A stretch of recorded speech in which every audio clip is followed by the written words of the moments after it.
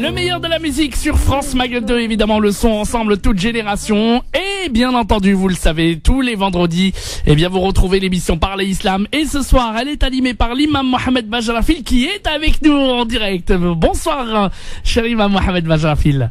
Salam alaikum, Akhi Moujahid. Comment allez-vous? Bah écoutez, ça va super bien. Et vous, imam Mohamed, ça va bien? Alhamdulillah Rabbil Alamin, un peu enrhumé, mais ça va. Lillahi alhamdu wal minna. Alors, je vous tenais déjà, premièrement, avant de démarrer cette émission, à vous dire que beaucoup d'auditeurs, tout au long de la semaine, nous disent, eh bien, on est très content d'avoir comme imam l'imam Mohamed Bajrafil, et notamment un grand succès pour l'émission que vous avez fait sur le pardon, qui a généré énormément de demandes pour réécouter justement cette émission, d'ailleurs.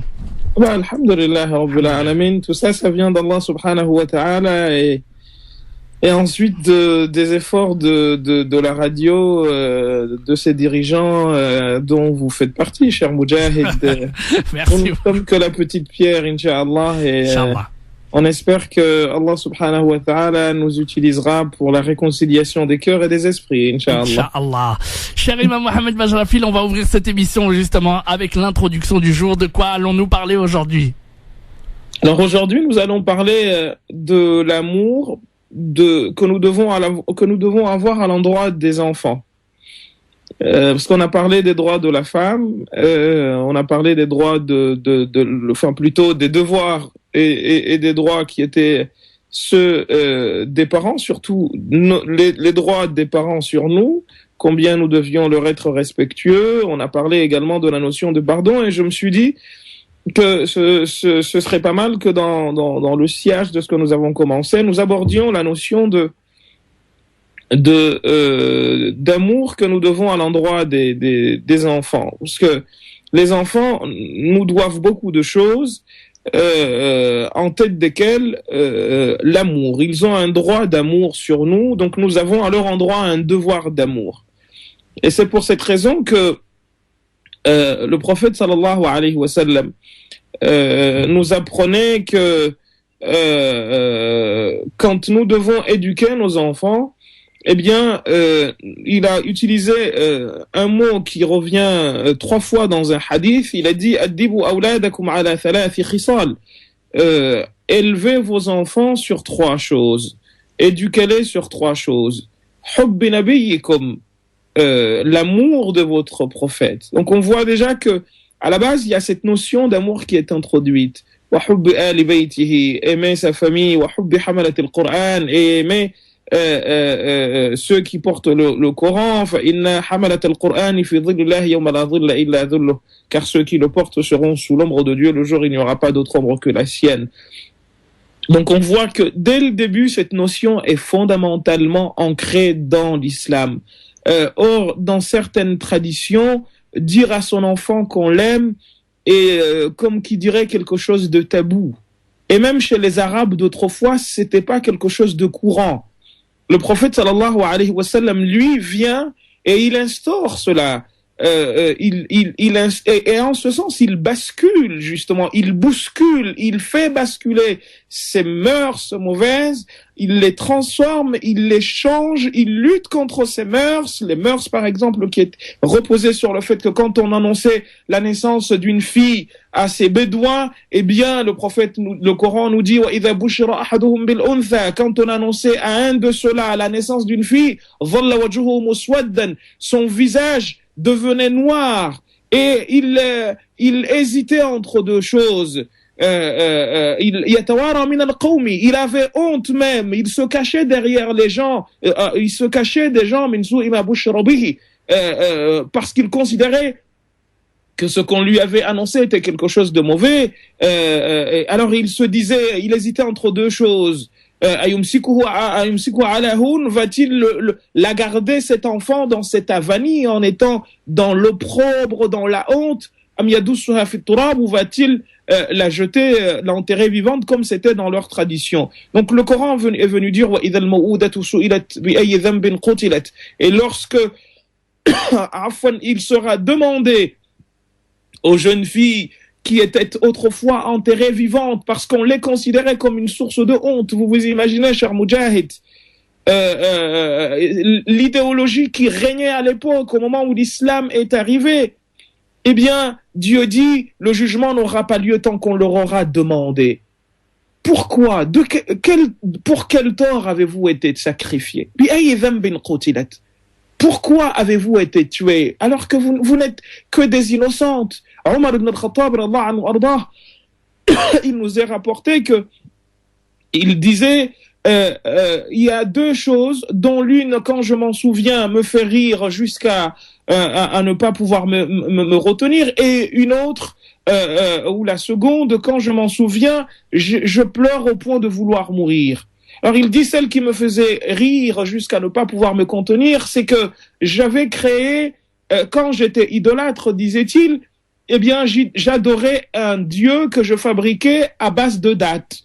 Et dès que j'avais faim, je prenais mon dieu, je le mangeais. Donc je me rends compte en pensant à cela combien j'étais idiot. Et la deuxième chose qui lui faisait le plus mal, c'était qu'il avait enterré sa vie vivante, parce que c'était dans les mœurs. Donc le prophète sallallahu alayhi wa sallam, l'islam vient dans ce contexte et nous dit innal mu'minina wal mu'minat, les croyants et les croyantes, eh bien awliya'u ba'duhum li ba'd, sont les uns les conseillers et surveillants et les alliés des autres. Vous vous rendez compte le changement que cela apporte? Donc l'islam vient également instaurer dans cette barbarie, eh bien imposer la notion d'amour, l'amour que nous devons à l'endroit de l'enfant, prendre son enfant, le serrer contre soi, lui faire un bisou. Le prophète sallallahu alayhi wa sallam, une fois, quelqu'un est rentré et il a trouvé Al-Hassan al-Hussein, qui, soit dit en passant, avait comme prénom, et écoutez bien, comme c'est dans les livres de Sira, quand il a eu Al-Hassan, Ali ibn Abi Talib l'a appelé Harb, il l'a appelé guerre. Le prophète sallallahu alayhi wa sallam l'a changé, il a dit Al-Hassan. Et quand il a eu Al-Hussein, il l'a appelé Harb. Le prophète sallallahu alayhi wa sallam lui a changé le nom, il lui a appelé Al-Hussein. Et Al-Hassan, c'est quoi? La bonté, la beauté. Et Al-Hussein, petite bonté, petite beauté. Voyez-vous, même cette notion-là, on est venu pour changer. L'islam est venu changer pour magnifier la beauté, magnifier l'amour. Alors, la personne rentre et trouve le prophète sallallahu alayhi wa sallam avec Al-Hassan al-Hussein sur le dos du prophète sallallahu alayhi wa sallam. Ils étaient en train de jouer sur le dos du prophète sallallahu alayhi wa sallam. Et la personne, quand elle rentre, trouve le prophète sallallahu alayhi wa sallam dans cette situation, ses deux petits-enfants, et qu'est-ce qu'il dit? Il dit Ni'mal markabu rakibtuma. Vous êtes sur la meilleure des montures, parlant du prophète sallallahu alayhi wa sallam, en disant que Al-Hassan ou Al-Hussein étaient sur la meilleure des montures qui soit le prophète sallallahu alayhi wa sallam. Et le prophète de répondre Ni'mal rakibani huma. Les meilleurs des cavaliers, c'est eux deux. Vous imaginez, lui-même il se dit, ah bah comme ils sont montés dessus, ben c'est des cavaliers. Par amour pour ses petits-enfants. Il est rapporté que quand il rentrait de voyage, jamais il n'allait chez lui avant de passer voir sa fille Fatima. Ainsi était le prophète sallallahu alayhi wa sallam lié avec ses enfants. Ainsi il aimait les enfants. L'imam al-Bukhari recueille dans son authentique que, eh bien, كان الرسول صلى الله عليه وسلم, حديث de Anas ibn Malik, Anas parle du prophète صلى الله عليه وسلم et il dit كان الرسول صلى الله عليه وسلم ألطف الناس بالنساء والصبيان. Le prophète صلى الله عليه وسلم était l'homme qui aimait le plus ses épouses ainsi que ses enfants, les enfants en général. Tant et si bien qu'il raconte, il est rapporté dans le livre de Sira, que quand un enfant le voyait dans la rue, il lui prenait la main. Jamais le prophète sallallahu alayhi wa sallam ne retirait la main de l'enfant avant que l'enfant ait fini eh bien, soit fatigué de lui-même. Anas ibn Malik, il a travaillé avec le prophète sallallahu alayhi wa sallam, il est resté avec le prophète sallallahu alayhi wa sallam pendant 10 ans. Eh bien, il dira de lui, quand le prophète décède, parce que quand le prophète arrive à Médine, la mère de Anas ibn Malik, qui s'appelait Sulaym, va amener Anas pour aller voir le prophète sallallahu alayhi wa sallam.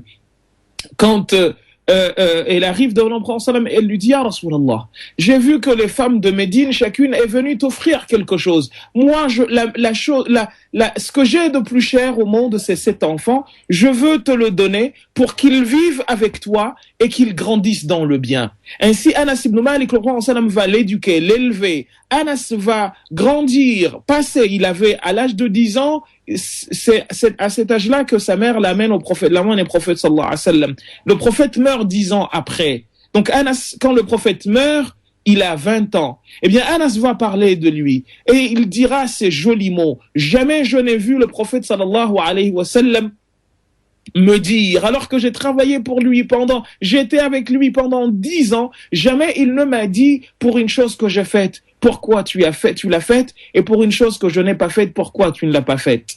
Et il dit, la main la plus douce qu'il ait eu à toucher, c'est la main du prophète sallallahu alayhi wa sallam. Il rapporte également qu'un jour le prophète l'a envoyé quelque part. Et il l'a attendu longtemps, et il ne le voit pas venir. Il part à la recherche de Anas, s'inquiétant de ce qu'il était devenu. Il part et il le voit de loin, Anas, un gamin, en train de jouer avec des gamins de son âge.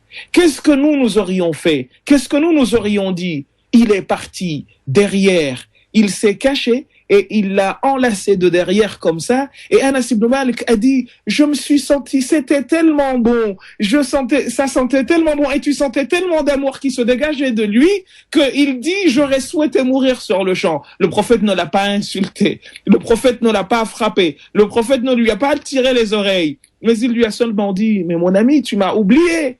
Regardons comment cette relation, comment elle était. Jamais le prophète sallallahu alayhi wa sallam n'a insulté un enfant. Jamais le prophète sallallahu alayhi wa sallam ne va, chercher à punir un enfant. Et on a eu à le dire à plusieurs reprises qu'en islam, c'est tellement fondamental cette notion que même l'enfant, quand il n'a pas mangé, il n'a pas encore mangé autre chose que le lait de sa maman, eh bien, quand il fait pipi, le prophète sallallahu alayhi wa sallam, il nous a appris à prendre juste de l'eau et asperger dessus. C'est pas considéré comme une souillure. C'est vous dire à quel point l'enfant est élevé en termes d'amour dans notre religion. Quelqu'un est parti voir le prophète sallallahu alayhi wa sallam lui rendre visite un jour et il a trouvé que le prophète sallallahu alayhi wa sallam a pris un de ses petits enfants et il le cajolait et il lui a fait un câlin comme ça et la personne il lui a fait un bisou et la personne lui dit, ah Rasulallah, moi j'en ai 10 et j'en ai jamais embrassé un. Et le prophète de lui répondre, que veux-tu que je te dise au sujet de quelqu'un dont Dieu a tué le cœur?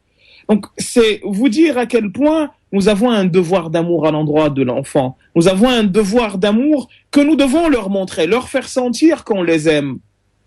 Parce que c'est fondamental. Et tu sais, vous savez, cher Moudjahid, ce qui se passe, oui, c'est que l'enfant qui s'est senti élevé dans l'amour va forcément répandre l'amour dans la société. L'enfant, aujourd'hui, il y a des études psychologiques qui nous montrent que les personnes qui frappent leurs femmes, les maris qui frappent leurs femmes sont souvent des gens qui ont vu leurs parents frapper leur mère. Parce qu'ils n'ont pas grandi dans un environnement où il y avait cet amour. Mais celui qui a fait l'objet, qui a été entouré d'amour, il ne peut que donner de l'amour. Et c'est pour cette raison que aujourd'hui, j'ai vraiment voulu parler de cela, dire à nos enfants qu'on les aime, les prendre, leur faire des câlins. Tout cela, c'est la sunna du prophète sallallahu alayhi wa sallam. Le prophète sallallahu alayhi wa sallam, parmi les habitudes qui étaient les siennes également, c'est de toucher la tête des enfants. Trouver un enfant, lui tout faire une petite caresse sur la tête. Trouver un enfant, s'asseoir, même si c'est pas ton enfant, celui de quelqu'un d'autre, le saluer, lui montrer qu'on le considère, jouer avec cet enfant. On a des hasanat, notamment quand celui-ci est un orphelin. Le prophète nous dit que les cheveux d'un orphelin, le fait de les toucher, eh bien, on a autant de hasanat que de cheveux que nous avons touchés.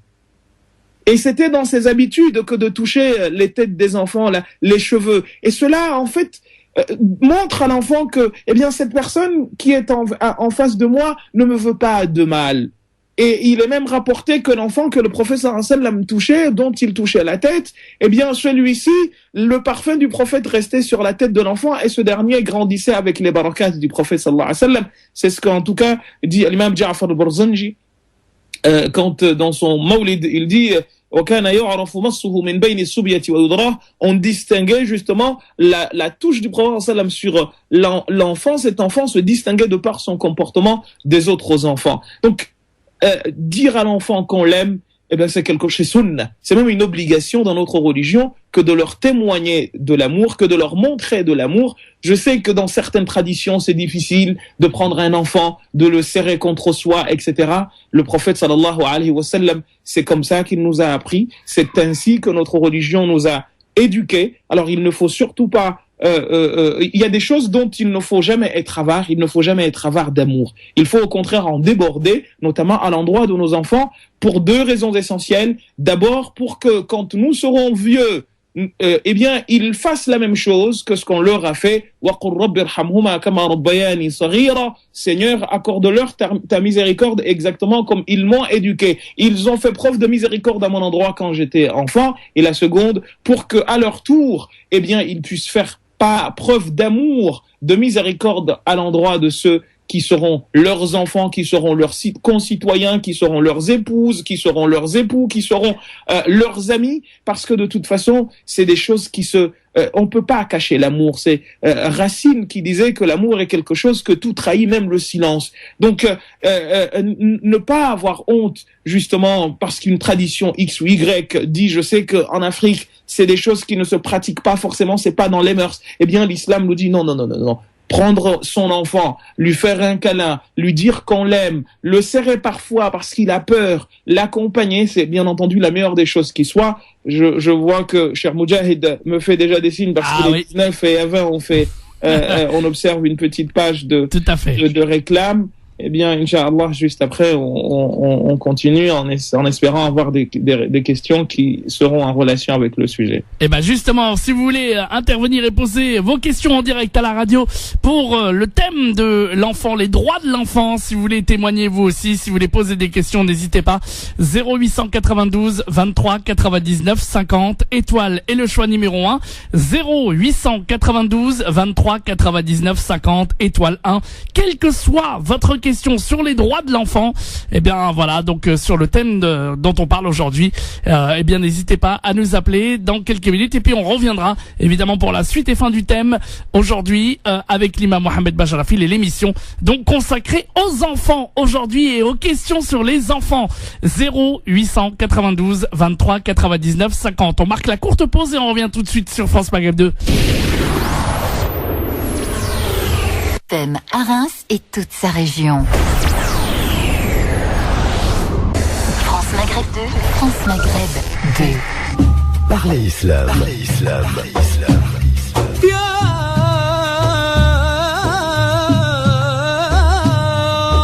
Parlez Islam, votre rendez-vous hebdomadaire pour répondre à vos questions, vos interrogations et vos doutes. Parlez Islam tous les vendredis de 19h à 21h, rediffusion le dimanche de 10h à midi. Parlez Islam, animé par l'imam Mohamed Bajrafil. Parlez Islam pour mieux le vivre dans notre société. Et nous sommes de retour tout de suite sur France Maghreb 2 avec évidemment l'émission Parlez Islam et l'imam Mohamed Bajrafil évidemment qui répond à toutes vos questions. Je vous rappelle que ce soir on parle de l'enfant, des droits de l'enfant, du thème donc aujourd'hui puisque voilà c'est le thème du jour aujourd'hui.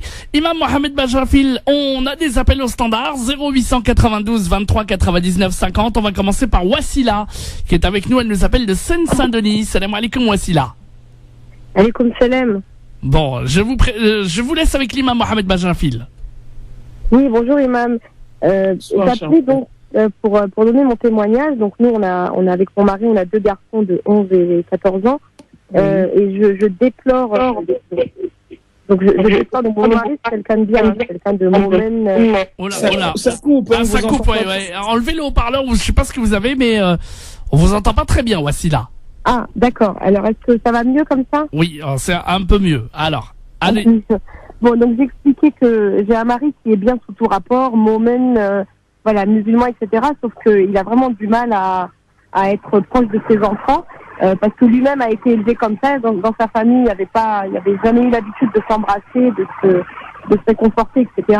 Mais lui, il n'en a pas souffert. Il estimait que son père les a aimés, même s'il ne le montrait pas, et donc il ne le reproduit pas. Et moi, j'ai beaucoup de peine pour mes garçons parce qu'ils me le disent. Hein. Alors surtout le plus grand, le plus jeune, en fait, il c'est-à-dire qu'il va vers son père, il cherche à provoquer son père. Donc finalement, il le pousse dans ses retranchements et donc il arrive à avoir ce qu'il veut. Mais le plus grand est vraiment très timide et tout. Et il passe son temps à me dire des mots assez forts. Il me dit je déteste mon père parce qu'il ne me montre jamais qu'il m'aime, etc. Donc ça me fait beaucoup de peine. J'ai beau lui en avoir parlé des tonnes de fois, ça ne change pas. Et donc voilà. Et moi, je vais soulever un problème. Alors bon, je sais qu'il ne faut pas généraliser, mais j'avais lu dans des citations que, alors c'est vraiment généraliste, il ne faut pas généraliser effectivement, que dans certaines publications, les hommes qui n'ont pas eu d'amour de leur père ou de choses de leur père, des fois ils se tournent vers un autre homme. Alors je ne parle pas d'homosexualité forcément, mais voilà, enfin, en tout cas, pour faire le contraire, les homosexuels en général ils le sont parce qu'ils n'ont pas eu d'amour de leur père. Donc bon, je généralise pas, mais moi ça me fait un petit peu peur et je sais pas comment faire pour que mon mari puisse dire je t'aime à ses enfants tout au plus grand.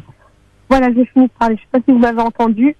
Oui, on vous a entendu. Écoutez, moi, les études que vous avez avancées, je ne les connais pas.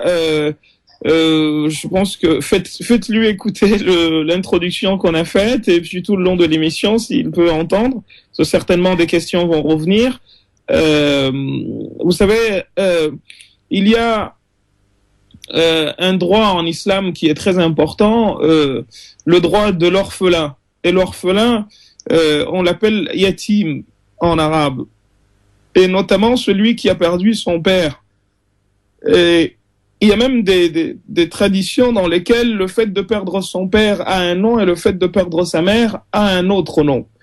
Pour dire en fait que cette situation, c'est pas une situation normale, parce que justement l'enfant manque, c'est pas seulement un manque matériel, mais il manque cette affection, cette chaleur.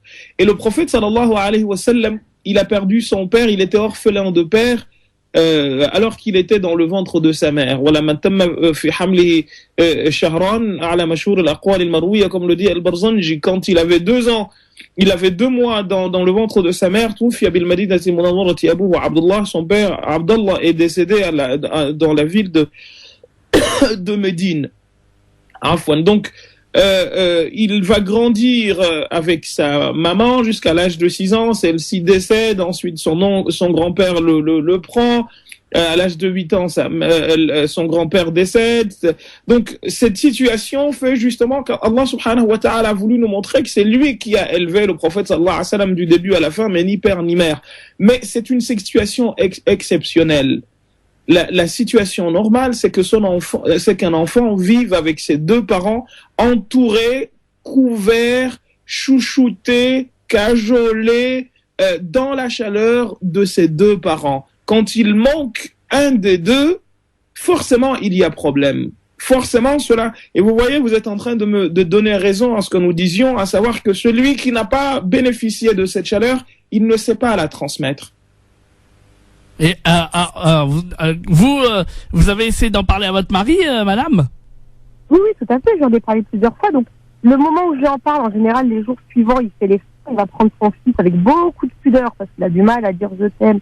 Et il va le prendre à part en lui disant pourquoi tu viens pas me voir quand tu as un problème ou voilà. Et puis après, ça recommence. Et j'ai des choses beaucoup plus concrètes. Par exemple, le plus grand est très bon à l'école. Par contre, il n'est pas du tout manuel. Il aime lire, etc. Alors que le plus jeune aide beaucoup son père. Donc, il leur a demandé de porter des choses assez lourdes. Le petit s'est démené, il a réussi. Le grand, il avait mal au bras et tout. Il l'a traité en disant, mais espèce de himar, tu sais pas faire ceci, cela. Il a été vexé, le gamin, pendant des jours et des jours à me dire, je le déteste et tout. Les mots ont vraiment un poids, un pouvoir. Enfin, c'est terrible, quoi. Donc, moi, je sais plus quoi faire. À côté de ça, c'est un bonhomme qui est très musulman, qui s'occupe beaucoup de mon père. J'ai un père qui est malade, gravement malade. Il s'occupe de mon père comme si c'était son père. Et vraiment, mais là, il a une pudeur avec ses gamins et moi ça me rend folle, mais voilà, je sais pas quoi faire. Donc je lui ferai écouter l'émission, ça c'est sûr, Inch'Allah. Ah, et alors, Imam Mohamed Bajafil, est-ce qu'il y a quelque chose qu'on pourrait lui donner comme conseil pour que justement ça puisse continuer à parler, j'imagine, avec son mari? Il faut qu'elle continue à parler avec son mari, bien entendu, et surtout lui faire comprendre au mari que c'est un devoir à l'endroit de ses enfants. C'est un devoir, éduquer un enfant, c'est pas seulement lui donner à manger. C'est aussi lui montrer cet amour. Et c'est vrai qu'on est pris par du boulot, etc., mais au moins cela, lui montrer que tu l'aimes, lui dire que tu l'aimes, le prendre, le serrer contre soi. Ça te coûte rien. Vous savez, il y a un proverbe chinois qui dit qu'il y a rien d'aussi moins cher au monde qu'un sourire, mais ça fait des heureux. Eh ben voilà, en tout cas pour votre question, en tout cas, madame, et j'espère que votre mari il a entendu l'émission aujourd'hui, Inch'Allah. Oui, je vais lui faire écouter, mais je veux juste rajouter une chose sur l'étude que j'avais lue. Donc une fois de plus, je fais pas de généralité, mais j'avais lu en fait que donc pas mal sur des études qui avaient été faites sur les homosexuels. Donc il y a des gens qui disent que c'est la nature qui veut ça, enfin que c'est un gène spécifique, on y croit ou pas.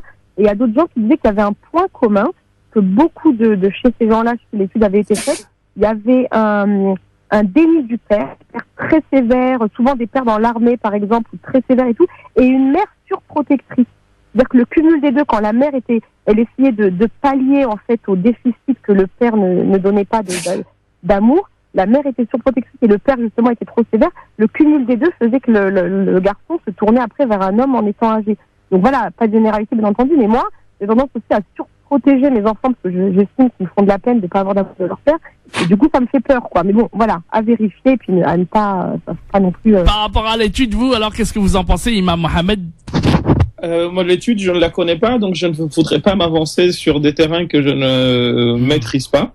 Mais j'entends ce qu'elle dit, la sœur, et encore une fois, pour revenir à notre sujet, c'est un devoir à l'endroit de ces enfants. Ils ont un droit d'amour sur nous, que nous leur devons impérativement. Et quant à l'histoire de l'insulte, vous savez, le prophète sallam nous a interdit d'insulter qui que ce soit, encore moins nos enfants. Il a dit thalathu da'watin mustajaba la shakka fihin. Il y a 3 du'as qui sont exaucés sans aucun doute.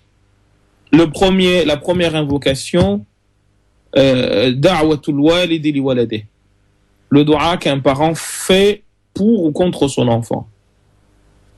Donc, vous ne savez pas si au moment où vous insultez, c'est pas un moment où, comme on dit, sa'atu istijaba, une heure où les invocations sont exaucées. Combien de personnes ont fait de mauvaises invocations contre leurs enfants et ils les ont vus devenir après et dire, et à ce moment-là, on oublie qu'on a fait une invocation à Allah, etc., etc. Donc, on oublie tout cela. Insulter son enfant, ça n'a pas de sens. Et l'insulte, on n'a jamais éduqué personne. Donc j'espère que cela va être entendu parce qu'il y a des civilisations dans lesquelles on a même développé l'insulte. On serait capable de faire des dictionnaires, des encyclopédies. Que Dieu fasse de toi ceci, que Dieu fasse de toi cela. Combien c'est des récits que tout le monde raconte ici et là, combien de parents ont fait des doigts et ils ont vu les doigts s'exaucer sur les enfants, sur le champ et ensuite se sont mis à pleurer. Oh, toi, enfant, que Dieu t'enlève la vie. Il les voit mourir sur le champ. Oh, que Dieu fasse de toi ceci. Et ça sert à rien. Et Dieu a dit dans le Coran, La yuhibbu Allahu al-jahra bis-su'i min al-qawli illa man zulim. Dieu n'aime pas la grossièreté. Ferme ta bouche si tu ne peux pas dire de bonnes choses. Il faut vraiment que nous apprenions cela. Man kana yu'minu billahi wal yawmil akhir. Celui qui croit en Dieu le jour du jugement, falyaqul khayran aw liyasmut. Qu'il dise du bien ou qu'il se taise. Abu Bakr as-Siddiq radiyallahu anhu wardah, il prenait une pierre ou un bout de bois, il le mettait dans la bouche pour pas justement qu'il parle et qu'il dise quelque chose qui va déplaire à Dieu et déplaire aux hommes. Donc traiter son enfant de cette sorte, c'est pas des choses à faire. Et vous voyez la réaction, chère madame, que cela provoque chez l'enfant, c'est de dire je déteste mon père. C'est des mots durs, hein. Eh ben voilà. Bon courage en vous en tout cas madame et j'espère que votre mari pourra Inch'Allah changer d'avis et que vous arriverez à le résoudre. À vous entendre, c'est quelqu'un de bien mais qui est en quelque sorte victime de ce qu'il n'a pas eu. Oui, mais il se remet pas en question. Par contre, il me dit moi j'en suis pas mort, je respecte mon père, je l'adore, donc aussi ils verront que je suis quelqu'un de bien plus tard. Donc mais là vraiment l'émission Barakallahu fikum parce que vraiment l'émission est très bien, le sujet est très bien. Et je vais lui faire écouter, parce que c'est quelqu'un d'intelligent, il se remet en question de temps en temps, donc je pense que ça va porter ses fruits. Merci beaucoup à vous. Merci à vous, barakallahu fikum, mais faites-lui savoir surtout le hadith du prophète sallallahu alayhi wa sallam où le prophète a dit à la personne, que veux-tu que je dise d'une personne dont Dieu a tué le cœur? C'est comme ça que le prophète a répondu à cet homme qui a dit avoir 10 enfants et qu'il n'en a jamais embrassé un. Et le prophète lui a dit, que veux-tu que je te dise au sujet d'une personne dont Dieu a tué le cœur? C'est comme ça qu'il faut lui parler. Et ben voilà. Merci beaucoup en tout cas, Merci à Wassila vous. du À 93. bientôt, À bientôt. 0892 23 99 50 étoiles et le choix numéro 1. Vous passez à l'antenne évidemment, vous posez vos questions en direct, vous témoignez. On parle aujourd'hui des droits de l'enfant en général. Voilà, si vous avez envie de témoigner, vous êtes les bienvenus. Imam Mohamed Bajafil, je crois que ça inspire beaucoup de monde. On a beaucoup d'appels. On va partir à Clermont-Ferrand, accueillir Nassima au téléphone. Salam alaikum, bonsoir Nassima. Alaikum salam alaikum. J'ai une question. Malheureusement, c'est pas par rapport aux droits de l'enfant et pourtant j'en ai 3 et j'en parlerai pendant des heures des enfants. Donc c'est pas par rapport à ça. Alors est-ce que je pourrais la poser la question? Bismillah, faddali, on essaiera d'y répondre, Inch'Allah. Inch'Allah. C'est une question par rapport aux finances islamiques. Voilà, je travaille dans une entreprise pharmaceutique et donc on a le droit à ce qu'on appelle la participation. Donc tous les ans, l'entreprise reverse à ses salariés un pourcentage de son bénéfice et c'est bloqué pendant 5 ans sur un compte. Donc ce compte est à mon nom, mais il est bloqué pendant 5 ans et donc pendant 5 ans, si vous voulez, je ne les touche pas, même s'il est à mon nom. Et donc au bout de 5 ans, là, donc les 5 ans vont arriver en avril 2016 et ma question est, on m'a donné 3 000 € il y a 5 ans.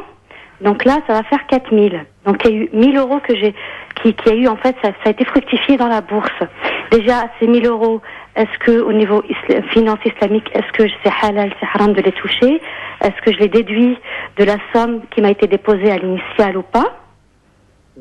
Ma deuxième question, est-ce que si c'est estimé comme riba, est-ce que je pourrais la donner à, par exemple, à Clermont-Ferrand, il y a une école qui est en train de se construire pour un collège, Inch'Allah, privé musulman. Est-ce que je peux donner une partie de ce riba à cette école? Est-ce que je peux aider à financer l'école avec ces sous ou pas?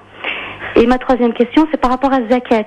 Du coup, comme pendant 5 ans, ils ont été bloqués, est-ce que je sors, est-ce que je vais compter 2,5% sur chaque année? Comment je vais faire pour calculer le zakat? Alors, je commence par la dernière, s'il vous plaît. Alors, oui, parlez. Ouais, allez-y devant le micro, s'il vous plaît, Imam Mohamed. Alors, commençons par la dernière. Par rapport à la zakat. Zakat, on ne donne zakat que sur une somme d'argent sur laquelle s'est écoulée une période précise d'une année. Alors, chez les Malikites, on dit qu'on peut... Enfin, chez les autres, pas chez les Malikites justement sont un peu durs là-dessus, mais chez les autres écoles, on dit que on peut donner la zakat même avant la période dite. Si on sait que la somme sera de temps, on peut la donner avant la période. C'est dit par certaines écoles. La question maintenant est de savoir, est-ce que si on a prêté de l'argent à quelqu'un qui nous l'a pas encore rendu, est-ce qu'on peut donner, on a l'obligation de donner zakat là-dessus? Il y a 2 avis. Il y a un avis qui dit que c'est de l'argent t'appartient, donc il faut que tu le donnes, il faut que tu donnes zakat dessus parce que tu attends que cette personne te rembourse. Donc cet argent, c'est comme si il était, il est à toi, c'est pas comme s'il était à toi. Donc certains disent que tu dois donner zakat dessus, d'autres te disent oui, mais je ne peux pas donner zakat sur une chose que je n'ai pas en ma possession. Il se peut que la personne ne me rende pas cet argent, et auquel cas, pourquoi voulez-vous que je donne zakat sur une somme que je n'ai pas en ma possession? Donc également, ces 2 avis existent. Mais votre cas va plutôt, si je comprends bien, vers justement cette deuxième solution, ce second avis qui te dit que finalement cet argent tu ne l'as pas. Tu ne l'as pas touché, c'est pas un argent que tu pourrais prendre. Donc, est-ce qu'en avril, je vais faire ce qu'on appelle un rattrapage? Ben justement, c'est que cet argent-là, c'est comme un salaire que vous recevez maintenant d'un coup, et vous aurez à la fin de l'année à le calculer parmi l'argent que vous aurez eu. Si vous avez par exemple déjà mis de côté une somme d'argent précise, et ça les gens aussi se trompent là-dessus parce qu'on pense qu'il y a une période précise à laquelle on doit donner zakat, comme si en fait il y a à la fin de l'année lunaire ou solaire, on doit s'acquitter de la zakat. Non, c'est pas comme ça que ça se passe. Aujourd'hui, on est le 12, c'est ça, le 12 février, si ma mémoire est bonne, on est le 12, demain le 13, oui. On est le 12 aujourd'hui. Donc si aujourd'hui j'ai la notion de nisab, j'ai atteint la somme à partir de laquelle je dois donner zakat. Vous l'avez atteinte il y a par exemple 1 mois ou 2. ben on donnera pas la zakat à la même période. Parce que quand moi j'aurai atteint mon année, vous ne l'aurez pas atteint. Oui, bien sûr. Vous comprenez? Donc Oui, votre oui. argent, on va pas vous demander. Si on suivait le premier avis, on pourrait se dire mais c'est de l'argent qu'il a prêté. Mais vous n'avez jamais eu cet argent Non, entre c'est vos mains. l'entreprise qui me l'a versé. Donc moi, je l'ai jamais touché, je l'ai jamais eu. Voilà. Donc cet argent-là, on va pas vous demander ah ben vous allez faire il y a une zakat rétroactive. Voilà, c'est ça. Vous n'avez jamais eu la somme. D'accord. On vous en a parlé, on vous a dit que vous toucherez. Mais vous auriez pu ne pas toucher. La preuve, si vous aviez été licencié, est-ce que vous auriez touché cet argent? Oui, il est débloqué en cas de licenciement ou en cas de décès. En cas de licenciement ou en cas de décès. Mais pour l'instant, Voilà. vous n'étiez ni dans l'un ni dans l'autre cas. Ni dans Donc, l'un ni dans l'autre. Peut-être que dans des conditions de licenciement, si vous aviez commis une faute, peut-être qu'on vous l'aurait pas donné. Bref, je ne connais pas les tenants et les aboutissants de votre contrat, mais à vous entendre, en tout cas, cet argent, vous ne l'aviez pas. On a dit que on vous a parlé d'un argent que vous aviez, mais même si vous aviez besoin de l'utiliser, vous n'auriez pas pu vous en servir. Non, sinon je l'aurais utilisé depuis longtemps, mais non. Voilà, parce que zakat, en fait, on donne zakat. Vous savez, il y a des gens qui peuvent gagner 10 000 euros sans qu'ils soient dans l'obligation de donner zakat. Parce que zakat, c'est une personne qui a eu suffisamment d'argent pour subvenir à ses besoins et qui en a eu une partie qu'il a mise de côté et sur laquelle une année s'est écoulée. D'accord. Eh bien, on lui demande de s'acquitter de la somme de 2,5%. Mais voilà. Si cette somme a diminué parce que vous avez eu besoin et que vous, par exemple, vous aviez 3 000 euros, mais à un mois de l'échéance, vous avez eu un pépin, vous avez dû utiliser 1 000 euros ou 2 000 euros, c'est que la zakat ne vous est pas obligatoire. D'accord.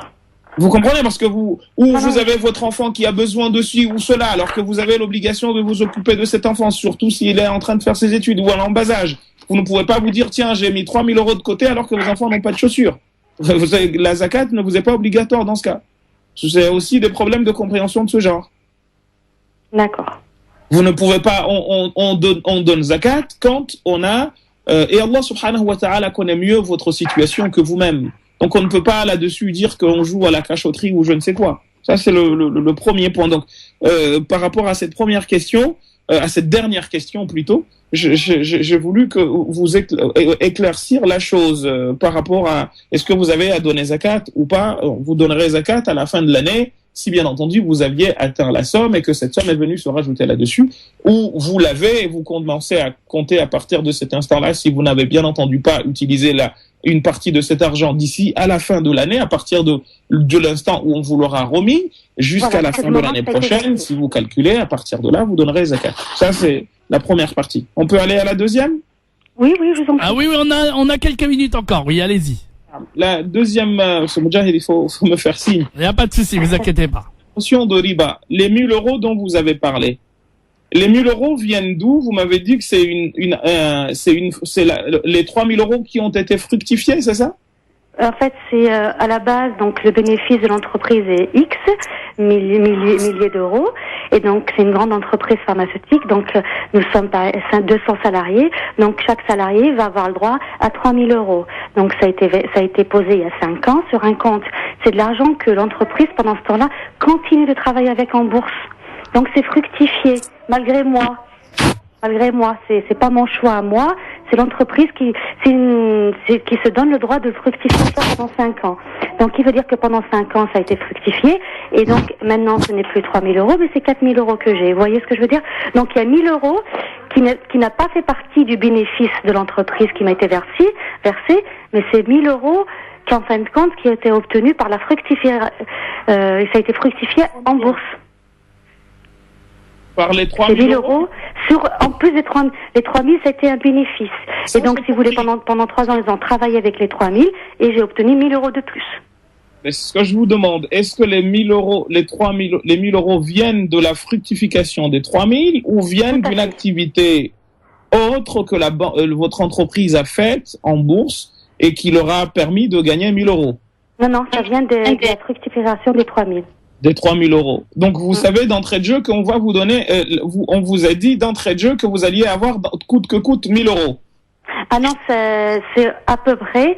Donc là, j'ai reçu un relevé. Donc, Normalement, pour l'instant, c'est 1 000 euros. En mois d'avril, ça peut être plus ou moins 200 euros. Je le saurai qu'en avril, en fin de compte, exactement combien ça a été, combien il y a eu un bénéfice. Dites que c'est riba. C'est riba, ça. Non, je vous il demande pourquoi vous dites. Parce que j'ai vu sur Internet que du moment que c'est dans la bourse, tout ce qui est fructifié en bourse, ça fait partie de riba. Non, ça c'est voilà. pas ça. Donc c'est comme je m'y connais pas en finance islamique et malheureusement je n'ai pas de référence autour de moi de personnes qui pourraient me conseiller. Donc non, c'est pas comme ça. En fait, il y a la finance islamique. C'est pas seulement sur ces questions de mécanique, parce que ces questions mécaniques, on pourrait vous rétorquer que vous en fait, si j'achète une action, c'est que vous devenez propriétaire de l'entreprise. Par exemple, il y a une entreprise X ou Y qui a besoin de réaliser un chantier dans un endroit donné. Donc, qu'est-ce qu'elle fait? Étant donné qu'elle n'a pas les moyens, elle ouvre son portefeuille et dit « j'ai besoin de tant de millions ». Donc, les personnes qui vont chacun investir, acheter des parts dans cette entreprise, eh bien, deviennent quelque part propriétaires de cette entreprise. Et lorsque celle-ci fait des bénéfices, naturellement, les bénéfices sont distribués aux personnes qui ont acheté des actions et c'est pour cette raison qu'on les appelle des actionnaires. Et ça, c'est pas haram. On peut pas considérer ça comme riba parce que c'est comme si vous aviez ouvert une boutique, vous avez injecté de l'argent et vous avez récolté quelque chose. Vous comprenez, chère sœur? Oui, j'ai compris. Donc ça s'appelle pas riba. Ça, c'est pas riba, voilà. Alors. Attention, je n'ai pas tout répondu. Parce que c'est des questions sensibles, il faut être précis. D'accord. Oui, parce que sinon, il faut pas bâcler les choses. Vous avez raison. Ça, c'est le premier point. Donc, ne partez pas avec l'idée que c'est haram, c'est riba. Non, en islam, on fonctionne pas comme ça. Justement, au temps de Omar ibn Khattab, il était accompagné d'un groupe de personnes, il marchait dans la rue, et un d'eux a reçu de l'eau sur la tête. Et il a dit, c'est de l'urine. Et Omar ibn Khattab lui a donné un coup en lui disant, mais qui t'as vu quoi? Qui t'a dit que c'était de l'urine? Et si c'est de l'eau? D'accord. Vous avez compris ce que j'ai voulu dire ou pas? C'est-à-dire, oui, tout de suite, on se met à s'imaginer des choses qui n'ont pas lieu d'être. Vous comprenez? Alors, maintenant que nous avons rangé cette question, nous venons maintenant à la notion finance islamique. Alors, on va y revenir dans un instant. Alors, Imam Mohamed Bajafil, on va envoyer la pub. Comme ça, on est tranquille pour continuer à répondre à notre auditrice. Madame, vous ne quittez pas et l'imam Mohamed Bajafil va vous répondre dans un instant. 0892 23 99 50 étoile et le choix numéro 1. N'hésitez pas vous aussi à bien sûr poser vos questions. Aujourd'hui, bien entendu, on parle des droits de l'enfant. Vous pouvez aussi bien entendu poser vos questions dans le thème du jour. 0892 23 99 50. À tout de suite. France Maghreb 2, France Maghreb 2. Parlez Islam.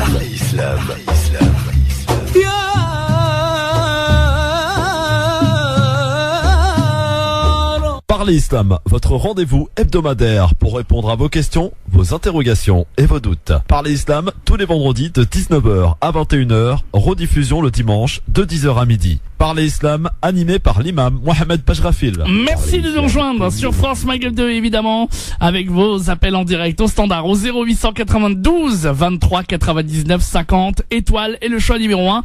Imam Mohamed Bajrafil, on est toujours avec notre auditrice et donc on était en train de lui répondre à sa question. Madame, vous êtes toujours là? Oui. Parfait. Toujours là. Imam Mohamed Bajrafil. Naam, salam alaikum. Alors, on allait rentrer dans le cas des finances islamiques. Comme leur nom l'indique, les finances islamiques ne veulent pas dire justement que la personne a de l'argent mis de côté et avec lequel on fait pas d'investissement. Il y a l'éthique qui s'impose en fait, et c'est pour cette raison que certains proposent même qu'on parle de finances éthiques.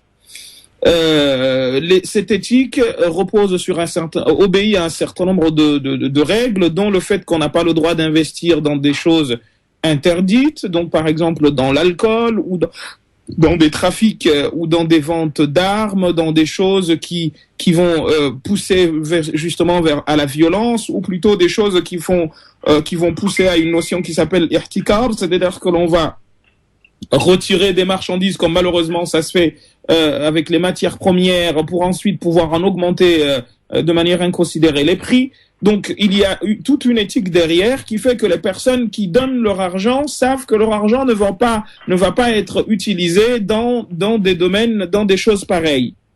Et ils savent d'entrée de jeu également que leur argent ne servira pas à acheter ce qu'on appelle des obligations qui, elles, exigent une rentabilité, que l'entreprise fasse banqueroute ou qu'elle fasse des bénéfices. Donc là, j'ai grossièrement schématisé la chose. C'est au fond ce à quoi appellent ces finances islamiques, avec bien entendu derrière l'interdiction de la notion d'usure, en prêtant de l'argent à des gens, etc., en leur demandant de rendre de l'argent avec bénéfice, pas avec bénéfice, mais plutôt avec un taux d'intérêt. Voilà, grosso modo, de manière grossière, ce que visent les finances islamiques, chères sœurs. Donc, quand on en entend parler, souvent, on pense que les finances islamiques ne permettent pas aux gens de gagner de l'argent. Non, pas du tout. L'islam, d'ailleurs, interdit la notion d'argent qui dort dans des endroits. C'est dit à plus d'une reprise dans le Coran. Donc, les finances ne veulent pas dire justement que la personne va seulement garder de l'argent qui est, plié en quatre sous l'oreiller. Donc, grossièrement, c'est ce que veulent dire les finances islamiques, chères sœurs. Donc, on peut investir, on achète des actions, parce que en achetant des actions, on achète des parts de l'entreprise dans le but que celle-ci fasse des bénéfices et que nous gagnions également de l'argent. Eh ben voilà, madame, pour votre question. Donc, ça, c'était la deuxième question, si ma mémoire est bonne. Il y avait une dernière, la première, je crois, c'était laquelle? La troisième, c'était au cas où que ça c'était considéré comme riba. Est-ce que j'ai le droit de verser, par exemple, à la construction d'une école privée musulmane? Le cas où, mais je pense qu'avec les éléments que je vous ai donnés, après c'est à vous de voir, vous prenez ce avec quoi votre esprit sera le plus tranquille, parce que c'est la règle de cette émission. Si c'est de l'argent de riba, vous n'avez pas le droit de le donner dans un projet pareil. D'accord. En revanche, vous pouvez le donner. Alors, il y a aussi débat là-dessus. Il y en a qui disent qu'on n'a même pas le droit de toucher, on le laisse tel quel. Et d'autres qui te disent non, tu peux prendre et le donner à des gens sans en attendre un quelconque retour, que ce soit, c'est-à-dire en termes de récompense, de hasanat. Et d'autres te disent, en utilisant le verset « Vous qui avez cru, abandonnez riba, éloignez-vous-en. Donc, abandonnez, laissez, ne touchez pas. » Donc, c'est comme ça que certains ont compris, alors que d'autres disent qu'il faut prendre au contraire et donner à des personnes nécessiteuses parce que ce qui vous est interdit ne l'est pas forcément aux autres. Oui, alors vous dites, oui, voilà. Donc, vous avez entendu, donc cet argent, donc, on ne peut pas être utilisé pour la construction d'écoles ou d'une école, mais en revanche, pour ceux qui disent que vous pouvez le prendre, vous le prenez, vous le donnez à des personnes nécessiteuses, sans, bien entendu, attendre de ces dernières, de cette action que vous gagnez quelques hasanats que ce soit. Et ben voilà, en tout cas, pour votre question, madame. Merci beaucoup. À votre service. À très bientôt. Merci de votre appel. 0892 23 99 50 étoiles est le choix numéro 1. En direct avec l'imam Mohamed Bajrafil pour répondre à vos questions. On parle des droits de l'enfant. On va accueillir Ashraf qui avait une question justement. Salam alaikum Ashraf. Wa alaikum salam Ejaid. Bienvenue. Comment ça va, ça va très bien et vous? Alhamdulillah khoya. Je vous laisse avec l'imam Mohamed Bajrafil. Salam alaikum Bajrafil. وعليكم السلام ورحمة الله تعالى وبركاته. أهلا بكم. Barakallahu fik. Ma question alors concerne le sacrifice quand on a un nouveau-né. Oui. J'ai toujours entendu que quand on a un garçon c'est 2 bêtes, quand on a une fille c'est 1 bête. Mais est-ce qu'il y a des hadiths qui stipulent ce genre de sacrifice? Moi je veux des hadiths aujourd'hui. C'est-à-dire que l'aqiqa ou le fait qu'il y en ait 2 et 1. Est-ce qu'il y a des paroles du prophète sallallahu alayhi wa sallam? Est-ce qu'il y a des hadiths aujourd'hui ou des livres sur lesquels je peux lire noir sur blanc que le prophète a déjà dit, voilà, pour un garçon, ou il a déjà fait que pour un garçon c'est 2 moutons et pour une fille c'est 1 mouton. Oui, il y a des hadiths. Il suffit de prendre un livre de fiqh quelconque. Prenez Ihya Ulumuddin parce qu'il réunit, il est facile, je pense qu'il est traduit en français, vous le trouverez.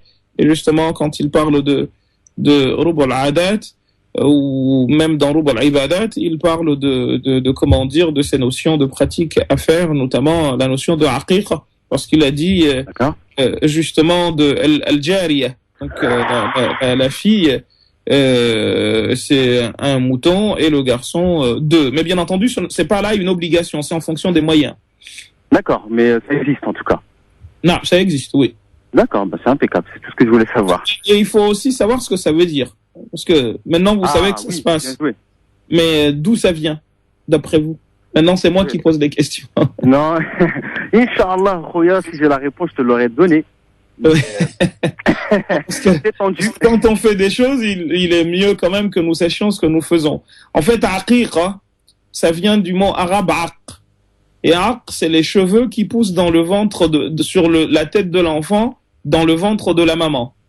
Ouais. Quand il sort, donc c'est de là que vient aqiqa. Quand il sort, l'enfant, eh bien, il est recommandé que nous lui enlevions justement ce bout de cheveux qui a poussé. Soit on le réduit, soit on l'enlève complètement et on pèse et on donne l'équivalent en or ou en argent. En or, d'accord. Ça, ok.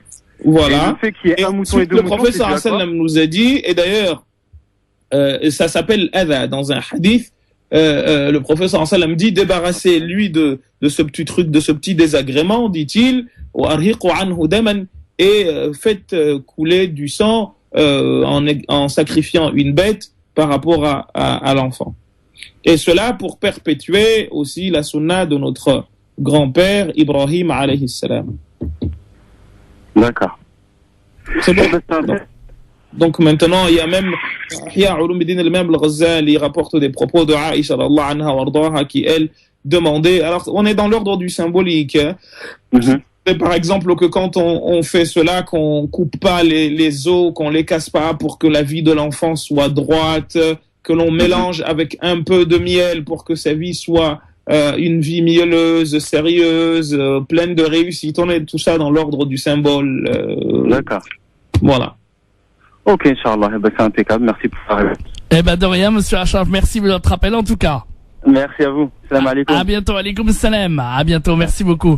0892 23 99 50 étoiles est le choix numéro 1 pour arriver au standard et poser vos questions à l'imam Mohamed Bajrafil en direct sur France Maghreb 2. Et on va accueillir un nouvel appel. Salam alaikum, bonsoir. Alaikum salam, bonsoir. Alaikum salam, bonsoir. Quel est votre prénom? Alors, moi, c'est Souhila. Souhila, vous nous appelez d'où? De Sevran. Sevran, très bien. Souhila, je vous laisse avec l'imam Mohamed Bajrafil. Ok, merci. Fadali, salam alaikum. Alaikum salam, ça va? Alhamdulillah rabbil alamin. D'accord, alors, moi je vous appelle. J'ai un problème avec mon père. Et bon, je vais vous donner l'exemple d'une situation. Par exemple, il a vendu ma voiture au mois de juillet. Mais c'est lui qui me l'avait acheté. Il l'a vendue, j'étais pas au courant. Et il a dit qu'il allait m'en racheter une après. Et il l'a jamais fait. Et là, récemment, par exemple, tout à l'heure, je lui ai dit, papa, c'est quand que tu m'en rachètes une? Il m'a pas répondu. Et je lui ai dit, mais donne-moi une réponse. Soit oui, soit non. Et il a pas voulu me donner de réponse. Après, il est parti, il a fermé la porte. Et juste avant ça, j'ai dit, à chaque fois tu me fais attendre, tu mens. Et quand il est sorti, il m'a rappelé et il a dit, c'est pas des façons de parler à son père, t'as dit que j'étais un menteur, et il était vraiment, comme quoi que je manquais de respect, que j'étais pas, alors que je lui ai rien dit. Et par exemple, ça pouvait faire la même chose pour ma chambre. Ma chambre, c'est moi, je l'ai achetée. Et alors qu'il avait vendu mon ancienne chambre, il en a pas racheté une, c'est moi qui l'ai rachetée. Et il fait ça pour plein de choses.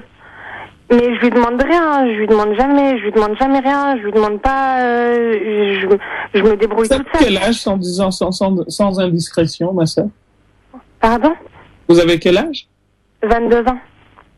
Vous travaillez ou vous êtes encore à l'école? Non, je travaille. Et papa travaille aussi? Oui, il travaille aussi. Et alors, comme vous avez dit, je peux commencer par vous avez fini? Peut-être que vous n'avez pas encore fini. Allez-y, je vous écoute. Et Mais par exemple, j'ai 2 autres petites sœurs aussi, et elle demande rien à mon père parce que à chaque fois il dit je peux pas, j'ai pas et tout, et à force on n'ose rien lui demander. Est-ce que, enfin, je sais pas, même ma mère c'est la même chose. Hein. Ma mère, il nous dit c'est bon, je paye le loyer, vous mangez, vous pensez pas à ma famille en parlant du bled, vous pensez pas à ma famille, vous me demandez pas si ça va, alors que on lui demande toujours si ça va, mais après je sais pas, on peut faire quoi de plus. Et il dit enfin voilà quoi, il est pas, enfin je sais pas, je sais pas, enfin je vous laisse parler. Elle veut des conseils. Alors, elle est perdue, notre auditrice, Imam Mohamed. Alors, avant de tenter de vous répondre, chère sœur, je voudrais vous poser 2 petites questions très rapidement. La première, quand votre père vous parle vous dit qu'il ne peut pas, est-ce que vous pensez qu'il a de l'argent qui vous cache? J'ai pas entendu, excusez-moi. Votre père vous dit qu'il ne peut pas. Est-ce que vous pensez qu'il a de l'argent qu'il a mis de côté quelque part, qu'il vous cache?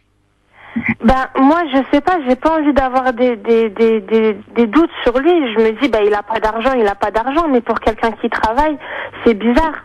Après s'il a des problèmes et tout, parce que il me dit j'ai beaucoup de il m'a dit si un jour il m'arrive quelque chose, voilà, parce qu'il travaille et il gagne correctement sa vie quoi. Et il m'a dit s'il m'arrive quelque chose, oui, voilà, il gagne environ, ma mère elle m'a dit de vous dire, il gagne entre 8 000 et 10 000 euros. Et il a dit, s'il m'arrive quelque chose à cause des nerfs, parce que vous mettez tout le temps ZF, les nerfs, tout ça, et qu'il m'arrive quelque chose, ce sera de notre faute. Mais on fait rien. On est tranquille, on l'embête pas, on lui demande rien du tout. Je vais au travail, je rentre chez moi. Les petites, c'est la même chose. Et je sais pas pourquoi il dit tout ça. Est-ce qu'il a d'autres enfants que vous? Non, il a une seule femme, il est marié avec ma mère et c'est tout. Après, il dit que, par exemple, oui, mon patron, il m'a pas payé, ou il doit de l'argent par-ci, par-là, il paye l'URSSAF et tout ça. Après, moi, je comprends tout ça, hein, c'est pas, je peux comprendre, voilà, ici, c'est difficile et tout ça, mais c'est la manière dont il est toujours énervé. Alors qu'il c'est pas quelqu'un de... Chère sœur, la première des choses, c'est de comprendre que en fait, en étant dans le soupçon, vous ne gagnerez rien. C'est la première des choses. C'est que vous n'avez pas le droit, de toute façon, de soupçonner, comme vous l'avez dit. Le prophète sallallahu alayhi wa sallam a dit, Iyakum wa dhann, méfiez-vous du soupçon, fa inna dhanna akdhabul hadith, car le récit le plus mensonger, c'est le soupçon. Et l'imam al-Nawawi disait justement que c'est ce qu'on appelle ribatul qalbi, c'est la calomnie du cœur. En fait, le soupçon dont on parle ici, c'est quand vous vous faites une idée et que cette idée-là que vous vous êtes faite sur une personne, vous la gardez longtemps. Parce que si vous vous faites une idée, il peut vous arriver que ça vous traverse la tête que telle personne fait telle chose. Oui. Mais vous ne restez pas mordicus sur cette idée. Mais si vous restez sur l'idée que Mohammed fait telle chose, eh bien là, c'est haram. Là, ça devient interdit parce que vous n'en avez pas la preuve et Dieu nous dit éloignez-vous de trop de soupçons. Car la plupart de ces soupçons ou certains de ces soupçons sont des péchés parce que fondés sur rien du tout. Ça, c'est la première chose. La deuxième, c'est par rapport à ce que vous avez dit, quand vous avez dit papa, vous m'avez menti. C'est vrai que c'est des choses qui ne se disent pas parce que en fait en disant vous avez menti, c'est que vous le veuillez ou non, vous l'avez traité de menteur. Oui, parce que vous avez dit qu'il a menti. Donc on n'a pas à dire ça à son père ni à sa mère. C'est pas des choses qui se disent. D'accord. Vous comprenez? C'est des petits conseils de grands frères que je vous donne. Hein. Je pourrais pas j'ai pas l'âge d'être votre père, donc je vous parle en tant que grand frère. On a à peu près 14 ans de différence, pas plus. Donc Je pourrais pas être votre, enfin c'est déjà beaucoup, mais je pourrais pas être votre père. Donc ce conseil de grand frère m'emmène à vous dire autre chose. Quand vous dites il m'a acheté une voiture et il l'a revendue, c'est un cadeau qu'il vous a fait. Alors je suis d'accord avec vous que généralement les cadeaux, quand on fait un cadeau, on reprend pas. Mais il faut toujours trouver des excuses. Je vais vous raconter un récit très beau de Ibrahim alayhi salam, notre patriarche. L'imam Ibn Kathir recueille dans son livre Qisas al-Anbiya, les récits des prophètes, donc vous pouvez aller lire ce beau récit, que Ibrahim, quand son fils Ismaïl s'est marié, il ne savait pas avec qui il s'était marié. Donc il est venu un jour, il est venu de loin parce qu'il n'habitait pas avec Ismaïl. Ismaïl était du côté de là où il y a la Mecque aujourd'hui. Il est arrivé là-bas et il a demandé qu'on lui montre la maison de son fils. On lui a montré la maison de son fils Ismaïl. Il est parti et il a toqué à la porte. Il a demandé s'il était là. La femme de son fils, donc sa belle-fille, lui a ouvert la porte. Et il lui a demandé où était parti son mari. Il lui a dit que son mari était parti à la chasse. Donc Ibrahim alayhi salam ne décline pas son identité. Il lui demande seulement comment il vivait. Et là, la femme commence à dire la vie elle est difficile. Nous manquons de ci, nous manquons de ça. Mais bon, on vit quand même. Là, Ibrahim se lève, lui passe le salam et lui dit quand votre mari rentrera, vous lui direz de fermer la porte de l'extérieur. Ibrahim est parti. Ismaïl est rentré et il a demandé à sa femme ce qu'elle avait vu. Sa femme lui a dit ce qu'elle a vu, qu'un homme était venu, qu'il s'est présenté, etc., elle lui a servi à boire et elle lui a raconté tout ce que la personne lui a dit. Ismaïl lui a dit c'est mon père, il m'a dit de divorcer avec toi, donc il a divorcé avec elle, il est parti. Et la même situation s'est reproduite cette fois-ci, sauf que quand il est arrivé, Ibrahim alayhi salam, il demande à ce qu'on lui montre la maison de son fils, on l'y emmène, il rentre, la même scène, il demande à la femme comment ça allait, et elle dit alhamdulillah rabbil alamin, nous manquons de rien, alors que c'était la même situation qu'avec l'autre femme, mais comme c'était quelqu'un qu'elle ne connaissait pas, ou surtout qu'elle avait justement la notion de qana'a. Vous savez, il y a des gens, le contentement. Il y a des gens qui, très chères sœurs, se contentent d'un morceau de pain qu'on leur donne. Vous savez, il y a des gens qui ne mangent pas même par jour. Manger en Syrie, vous avez peut-être suivi un peu l'actualité, les habitants de la ville de Madaya ont passé 7 mois sans avoir une nourriture, ne serait-ce qu'un bout de pain. Il y en a qui étaient prêts à limite à se vendre pour avoir un bout de pain et ainsi survivre. Donc elle était dans cet esprit-là. Quand Ibrahim alayhi salam est arrivé, elle lui a dit nous vivons, alhamdulillah, nous manquons de rien, alors que en fait il manquait de tout, mais elle lui a répondu ainsi. Et Ibrahim, en sortant, a dit quand ton mari viendra, tu lui diras de fermer la porte de l'intérieur.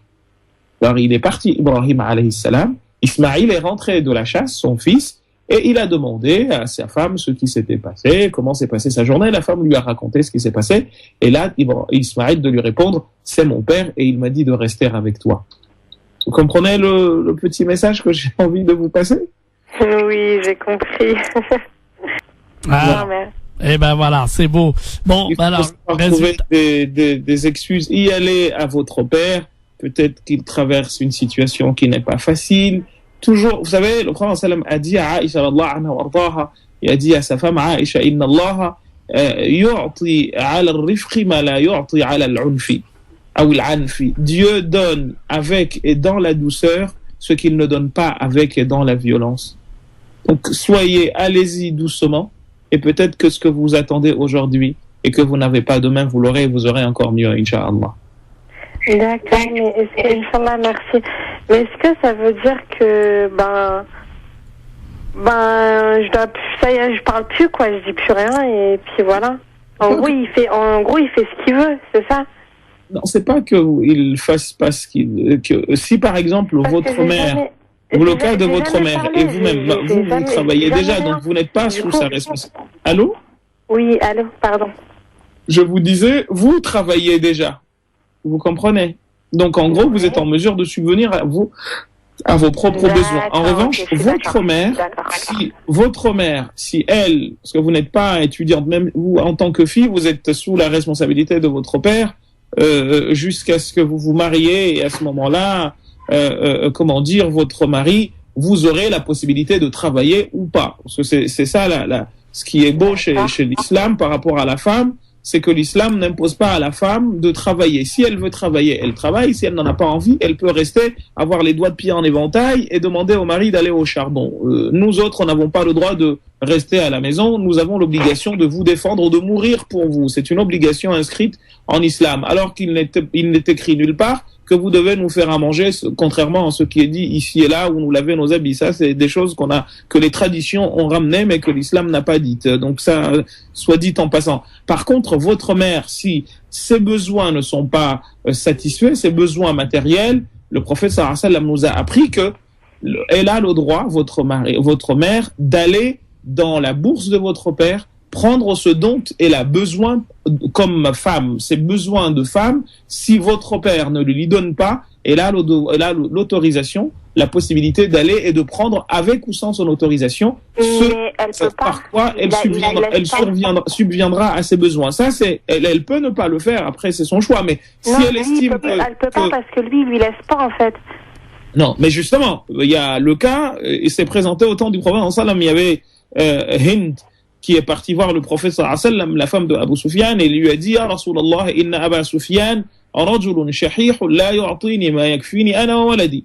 Abu Sufyan est quelqu'un de pingre, il ne me donne pas de quoi subvenir à mes besoins ainsi qu'à mon enfant. Le prophète sallallahu alayhi wa sallam lui a dit: si tel est le cas, tu as le droit d'aller dans sa bourse, de piquer ce dont ton enfant et toi avez besoin, mais strictement, pas aller prendre de quoi le poulet, comme ça s'est passé ici avec une femme d'un pays dont je tairai le nom, qui a été, parce elle est divorcée, elle est venue à Paris, elle a utilisé des millions et des millions, et son mari a dû payer ou je ne sais quoi. Enfin, vous avez dû certainement entendre parler de ce récit, de ce fait divers dans les médias. C'est pas de cette manière-là, parce qu'apparemment elle a voulu se venger de son mari. C'est pas de cette manière-là qu'il faut agir. Mais là, on vous dit dans les stricts besoins de votre mère, si elle ne travaille pas, eh bien, l'islam lui donne le droit d'aller piquer dans la bourse de son mari pour subvenir à ses besoins. Alors que l'inverse n'est pas vrai. Et là, je vous le rappelle, à vous, sœurs qui nous écoutez, l'inverse n'est pas vrai. Moi, je n'ai pas le droit d'aller piquer dans la bourse de mon épouse, quand bien même j'en ai pas les moyens.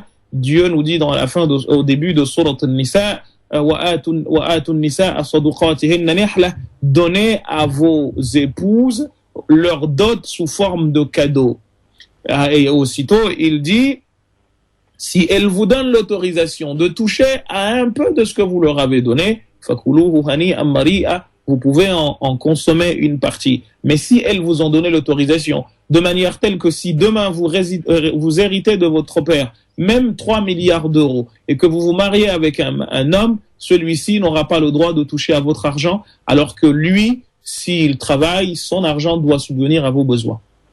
Et ben voilà pour une réponse complète, Sourila. Elle est complète. Je vous remercie beaucoup. Bon courage à vous avec le papa alors. Hein. Bah, il est gentil, Inch'Allah, il va être bien.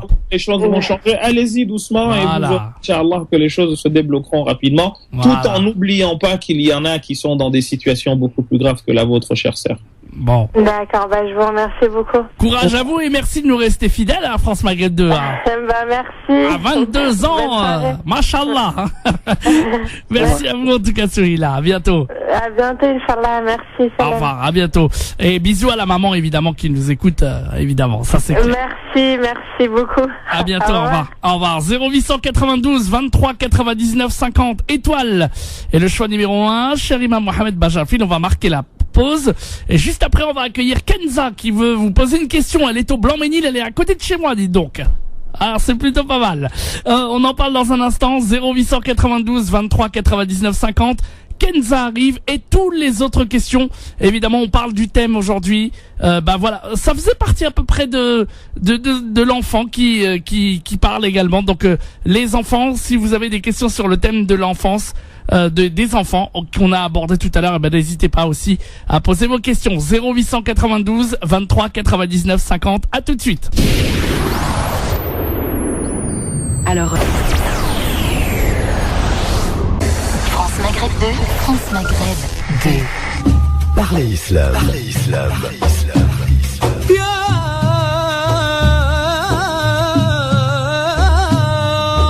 Parlez Islam, votre rendez-vous hebdomadaire pour répondre à vos questions, vos interrogations et vos doutes. Parlez Islam tous les vendredis de 19h à 21h, rediffusion le dimanche de 10h à midi. Parlez Islam, animé par l'imam Mohamed Bajrafil. Parlez Islam pour mieux le vivre dans notre société. Et nous sommes de retour évidemment sur France Maghreb 2 avec l'imam Mohamed Bajrafil évidemment et toutes vos questions en direct au standard au 0892 23 99 50 étoiles et le choix numéro 1. Cher imam Mohamed Bajrafil, on va accueillir Kenza de Blanc-Ménil dans le 93. Salam alaikum Kenza.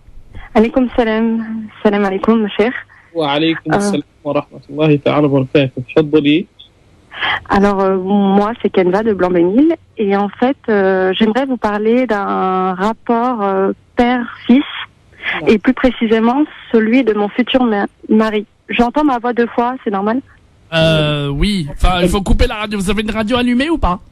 Attendez. Non, c'est dans mon téléphone. C'est peut-être le téléphone, voilà. Bon, c'est pas grave. Ok, bon, bah, c'est pas grave. Je vais essayer de faire abstraction. Donc, oui, en fait, ma futur mari, en fait, n'a plus de relation avec son père, étant donné qu'en fait, son père et sa mère ont divorcé étant très jeunes, lorsqu'il avait 2 ou 3 ans.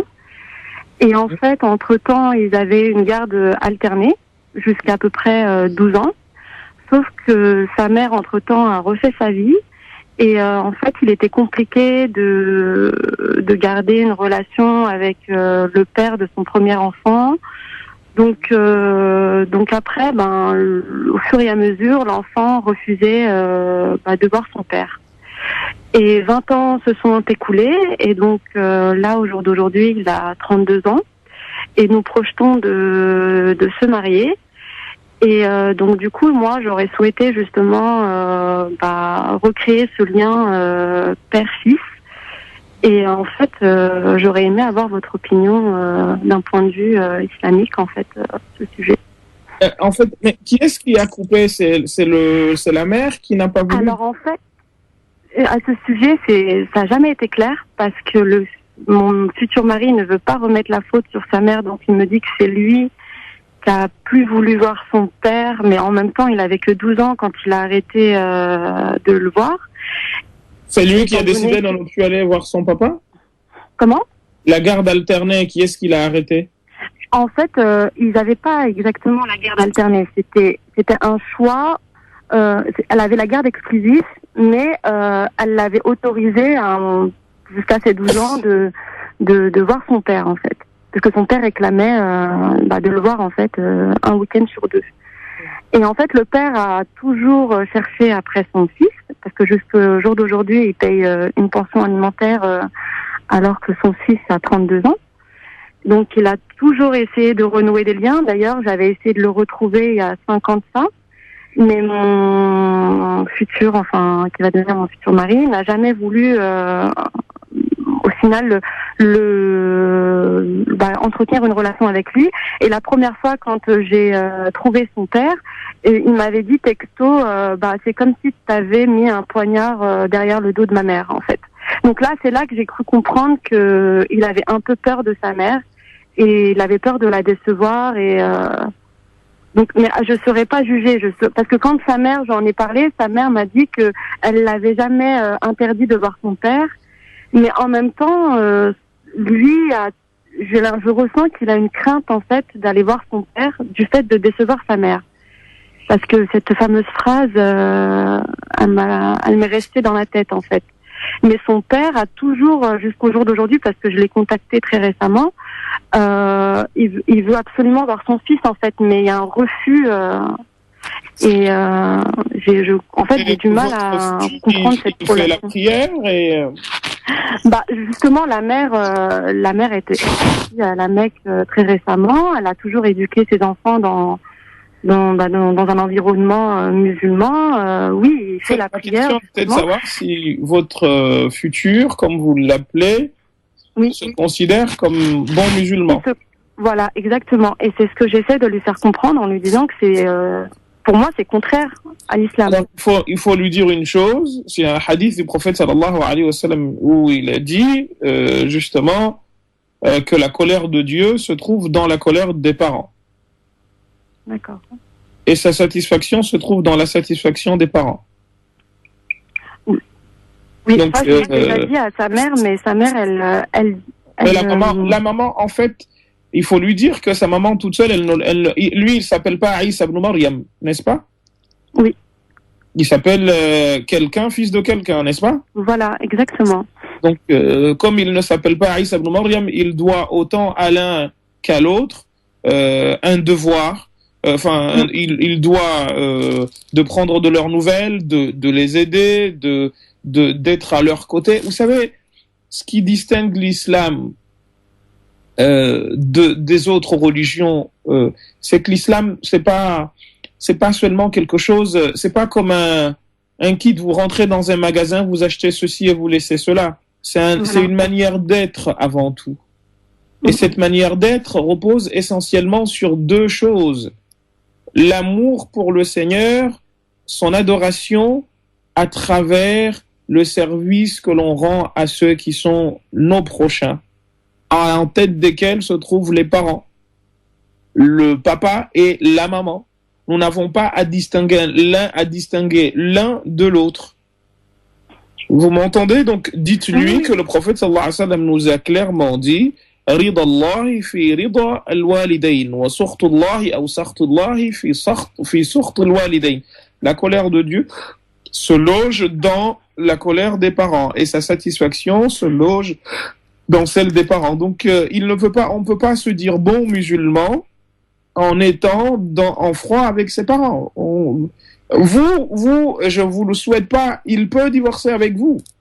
Mais avec ses parents, on n'a pas le droit de divorcer, à bint al-halal.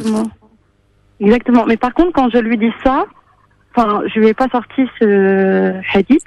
Par contre, je lui ai fait souligner l'importance des parents dans l'islam.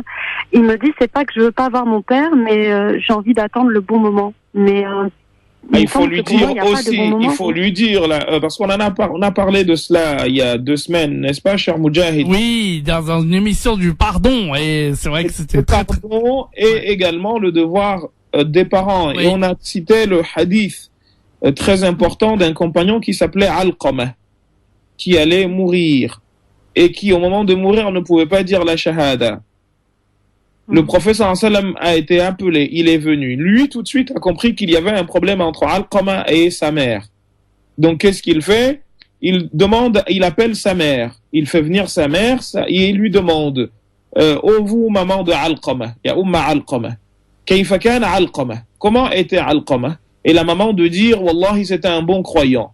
Le prophète lui a dit je ne vous ai pas demandé de me dire comment étaient ses rapports avec son créateur, mais je vous ai demandé de me dire comment il était avec vous. Et là la maman de dire finalement il ne me donnait pas suffisamment ce dont j'avais besoin, il faisait des fois passer sa femme avant moi, et c'est la raison pour laquelle il ne pouvait pas dire la shahada ya bint al-halal. Et ce qui va se passer par la suite, c'est qu'il n'allait pas pouvoir dire la shahada tant que sa maman n'était pas satisfaite de lui. Et il n'en va pas différemment du père. Donc sa prière, les prières qu'il fait, il peut même aller au pèlerinage, faire tous les jeûnes du monde. Tant que sa situation avec son père est ainsi, il va voir que tout ce qu'il a fait va voler comme de la poussière. Et c'est pas moi qui le dis, c'est le prophète sallallahu alayhi wa sallam qui nous a appris cela. S'il veut avoir la satisfaction de Dieu, eh bien qu'il s'occupe de ses parents. S'il veut avoir, et ce, quelle que soit leur foi, même quand ils ont une autre foi que l'islam. Asma binti Abi Bakr, lorsqu'elle a vu sa mère venir, elle demande au prophète sallallahu alayhi wa sallam, hadihi ummi, c'est ma maman. Le Qurtubi dit que c'était sa tante ou celle qui l'a élevée. Ou ala ayn, quelle que soit alpha, mais elle a dit c'est ma maman. Le prophète sallallahu alayhi wa sallam lui a dit sliha, parce qu'elle voulait dire mais ma maman elle n'est pas musulmane. Le prophète sallallahu alayhi wa sallam lui a dit non mais c'est ta mère, c'est celle sans qui tu ne serais pas là. Et dites-en autant à votre futur, sans ce monsieur il ne serait pas là. Eh ben, vous lui faites écouter l'émission. Comme ça, il va pouvoir entendre. Exactement. Eh ben, voilà. Merci pour votre réponse, cher. Merci à vous. À bientôt, Inch'Allah. Salam alaikum. Bon courage. Salam alaikum. Merci Kenza. Merci. À bientôt. Au revoir. Au revoir, merci. Au revoir, merci beaucoup. 0892 23 99 50 étoiles et le choix numéro 1 pour poser vos questions à l'imam Mohamed Bajrafil pour cette émission Parler Islam. Et oui, on évoque le thème des enfants aujourd'hui, évidemment. Donc, quelle que soit votre question, vous êtes les bienvenus. On va accueillir une auditrice qui souhaite rester anonyme. Allô, bonsoir madame. Oui, bonsoir. Salam alaikum, salam imam. Je voudrais poser une question par rapport aux enfants, justement, mais pas mon rapport avec mes enfants, c'est plutôt les enfants entre eux, plus exactement les garçons. Moi, j'ai 3 enfants de 20 ans, 17 et 12 ans. Donc, les 2 garçons, le grand, il a 17 ans et le dernier, il a 12 ans. Mais alors là, c'est les frères ennemis. Les frères ennemis, mais au sens propre du mot, surtout, c'est le grand. Parce que le petit, il répond pas, il a encore, il respecte, il sait très bien que je vais le gronder s'il répond à son grand frère. Donc moi, les insultes. Le grand frère, il insulte trop son petit frère en le traitant d'animal. Les gros mots entre guillemets, je veux pas les dire à l'antenne. Puis il me dit on n'en a pas besoin, jette-le par le balcon, même s'il le dit en rigolant, mais il le dit quand même. Le petit, il le garde pour lui, il le regarde, il baisse les yeux. J'arrête pas de lui dire c'est blessant. C'est blessant de mépriser comme ça ton frère. Il le rabaisse trop par rapport à ses études. Il est tout le temps en train de me dire, regarde, moi quand j'étais à ce niveau, j'avais de bonnes notes. Regarde lui, comment il est, ici et ça. Donc, moi, ça me fait mal au cœur. J'ai pris le grand, je lui ai posé la question, qu'est-ce qui se passe? Pourquoi ce problème avec ton petit frère? Et il partage la même chambre. Il arrête pas de me dire, oui, de toute façon, il est dans ma chambre. Quand il parle, je dis dans votre chambre. Il me dit, non, c'est ma chambre. Le petit, il rentre pas dans la chambre la journée. Il ne rentre que le soir pour dormir. Tout ça pour éviter de s'accrocher avec son frère, pour éviter d'écouter, d'entendre des insultes. Alors j'explique à son frère, au grand, qu'il n'a qu'un seul frère. Le jour où je ne serai plus de ce monde, ni moi ni son père, sachant que son père est un très bon musulman, un bon pratiquant, il leur apprend tout, il est très doux, très affectueux, beaucoup d'amour à leur donner. Alors je ne vois pas d'où il a ramené ça. Du coup, je lui explique que de l'amour entre les frères, ça sert beaucoup. Parce que le jour où on n'est plus là, et qu'il se retrouve dans la rue, et que son frère passe à côté, il n'y aura que son frère qui va le ramasser. Il ne va pas y avoir Pierre et Paul qui vont le ramasser. Il ne va pas avoir Aïcha ou Qaddour, je ne sais pas moi. Donc, c'est son frère qui va avoir de l'amour pour lui, qui va lui tendre la main. Alors, comme on dit chez nous, donc, je le conseille d'être gentil avec son, mais rien n'y fait. Ça fait des années, ils se parlent même pas. Alors, il y avait une époque où ils jouaient au moment... ils jouaient tellement que des fois je crie, mais je leur dis... Je les sépare, je leur dis arrêtez, trop de bruit. Et là, ça fait plus de 2 ans que je ne les vois pas se câliner, ni se parler. Si l'un entre dans la chambre, l'autre il sort. Et à table, l'autre il met la bouteille juste en face de son visage, pour pas le voir. Si vous me permettez, il y a 2 choses. Alors, juste une chose, imam. Il est à l'écoute. Je lui ai dit d'écouter. Il n'a pas accepté à ce que je vous appelle. Il m'a dit ne parle pas de moi. Je dis moi, j'arrive pas à résoudre le problème. Donc une tierce personne, parce qu'on écoute beaucoup plus quand ça vient de l'extérieur, imam. Je ne sais pas si vous êtes d'accord avec moi. Les conseils qui viennent de l'extérieur, ils sont mieux accueillis. Donc moi, je vous demande, moi je vous ai exposé le problème. Je vous demande de vous adresser à lui parce qu'il vous écoute. Alors, 2 choses très rapidement, chère madame. Oui. Première, comme vous dites que votre enfant nous écoute, je vais la lui adresser et la seconde sera à votre adresse. Alors, la première, c'est comme vous l'avez rappelé, la notion de fraternité. En fait, le terme akh en arabe, parce que c'est comme ça qu'on désigne, la fraternité. Le terme akh vient d'un mot arabe ancien qui signifie ce par quoi on attachait autrefois, on réunissait 2 bêtes, 2 animaux, qui étaient 2 bêtes avec tout le caractère que vous pouvez supposer. On les attachait avec justement une chose d'où est tiré le mot akh, pour dire en fait que la notion de fraternité, c'est quelque chose qui renvoie à la notion d'unité, une unité qui justement suppose que eh bien, les gens sont liés à vie. Et c'est pour cette raison que l'un peut hériter de l'autre. Et à partir de là, qu'est-ce qu'on dit? Eh bien, on va retrouver dans la sunna du prophète sallallahu alayhi wa sallam, comme vous venez de le dire, en cas de décès des parents, que le prophète sallallahu alayhi wa sallam nous dit que celui à qui Allah subhanahu wa ta'ala a donné une sœur et qui s'est occupé d'elle jusqu'à ce que eh bien, elle grandisse et qu'elle réussisse sa vie, eh bien, le prophète sallam nous dit, Dieu le fera rentrer au paradis grâce au fait qu'il s'est occupé de cette sœur. Et il n'en va pas différemment du frère. Vous dites que l'un a 8 ans et 12 ans et l'autre en a 20. Il a 17 ans.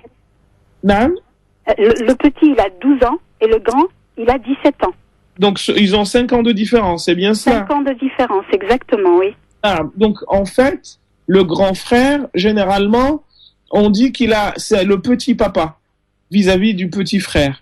Donc, il faut qu'il se dise qu'il est le modèle et que sa façon à lui de se comporter va avoir des répercussions sur le comportement de son petit frère.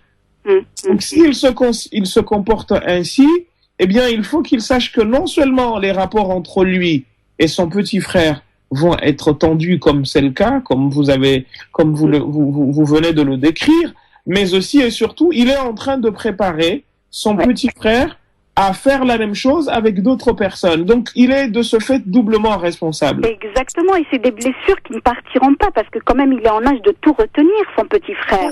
Au-delà des blessures, il faut qu'il comprenne que psychologiquement, c'est des choses... En fait, il est en train de préparer son petit frère à faire la même chose que ce qu'il fait avec lui. Voilà. Et pourtant, demain, le prend comme exemple, comme idole. Il parle comme lui, il fait les mêmes gestes que lui. Voilà, pour lui, son grand frère, c'est son grand frère. Il ne lui montre pas, mais quand on est seul, il me dit, ah, il a fait ça, je voudrais bien faire comme lui. Mais lui, pas parce qu'il ne sait pas que son petit frère l'aime et qu'il le prend pour modèle, madame. Donc en fait, de là, je partirai à la deuxième question que je voulais vous poser. Les gros mots qu'il dit, où les a-t-il entendus? Est-ce que vous, à la maison, vous les dites? Nos enfants, moi, comme je dis toujours, ils ont 3 vies. Ils ont la vie avec leur famille, la vie avec leurs copains à l'extérieur du lycée ou du collège, et une autre vie à l'intérieur de l'établissement, c'est-à-dire qu'ils soient au lycée ou au collège. Donc moi je pense qu'ils ont 3 vies. Les enfants, ils ont 3 vies. On les connaît pas assez, on les élève comme on peut, on fait de notre mieux pour qu'ils soient de bons citoyens, de bons musulmans, de tout ce que vous voulez, mais une fois qu'ils affranchissent la porte, le seuil de la porte, on peut pas savoir, on peut pas être derrière tout le temps, on peut pas savoir ce qu'ils font. Alors, si j'ai un conseil à donner, chère sœur, chère madame, et à tous ceux qui nous écoutent, c'est un travail qu'il faut commencer. Là, celui qui a 12 ans, il y en a d'autres qui nous écoutent. Les gros mots, il ne faut jamais laisser passer. N'hésitez pas à aller jusqu'à l'école. Allez demander, mon fils, il est venu, ma fille est venue, et il a dit un gros mot.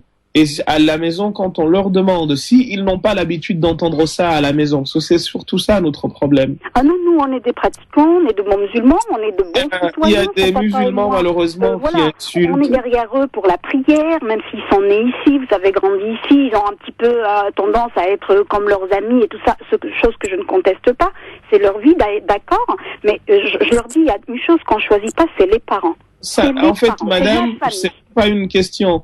C'est pas seulement parce qu'ils sont musulmans, etc. Il y a des gens qui ne sont pas musulmans et qui ne disent jamais de gros mots. Exactement. L'environnement dans lequel on grandit, c'est pour cette raison qu'il ne faut pas lâcher, il ne faut pas ces histoires de gros mots, chers auditeurs, chères auditrices qui nous écoutez, il ne faut pas céder là-dessus.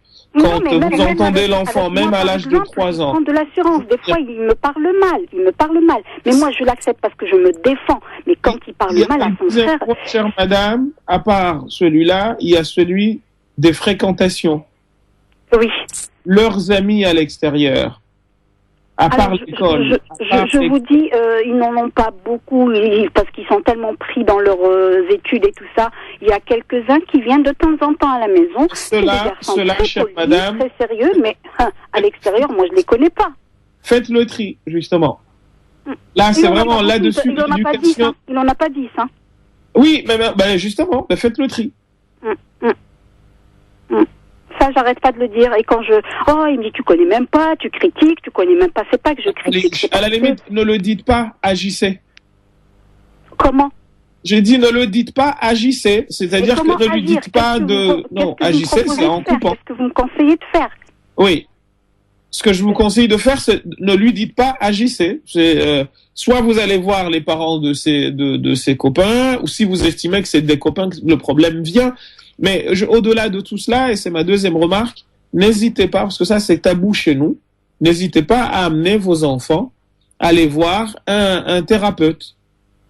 J'y ai pensé. Il a été suivi par un psychologue, mais c'est surtout par rapport à ses études, parce que c'est un excellent élève. Il s'ennuyait en classe, donc ça le poussait à faire des petites bêtises, à jouer avec ses stylos, des choses comme ça. Vous savez, il y a des professeurs qui s'en prennent un petit peu à certains élèves, donc ça les embêtait, qu'il terminait plus tôt ses devoirs et son travail en classe, donc il faisait n'importe quoi. Bon, il a été suivi par un psychologue, mais c'est surtout concernant son travail.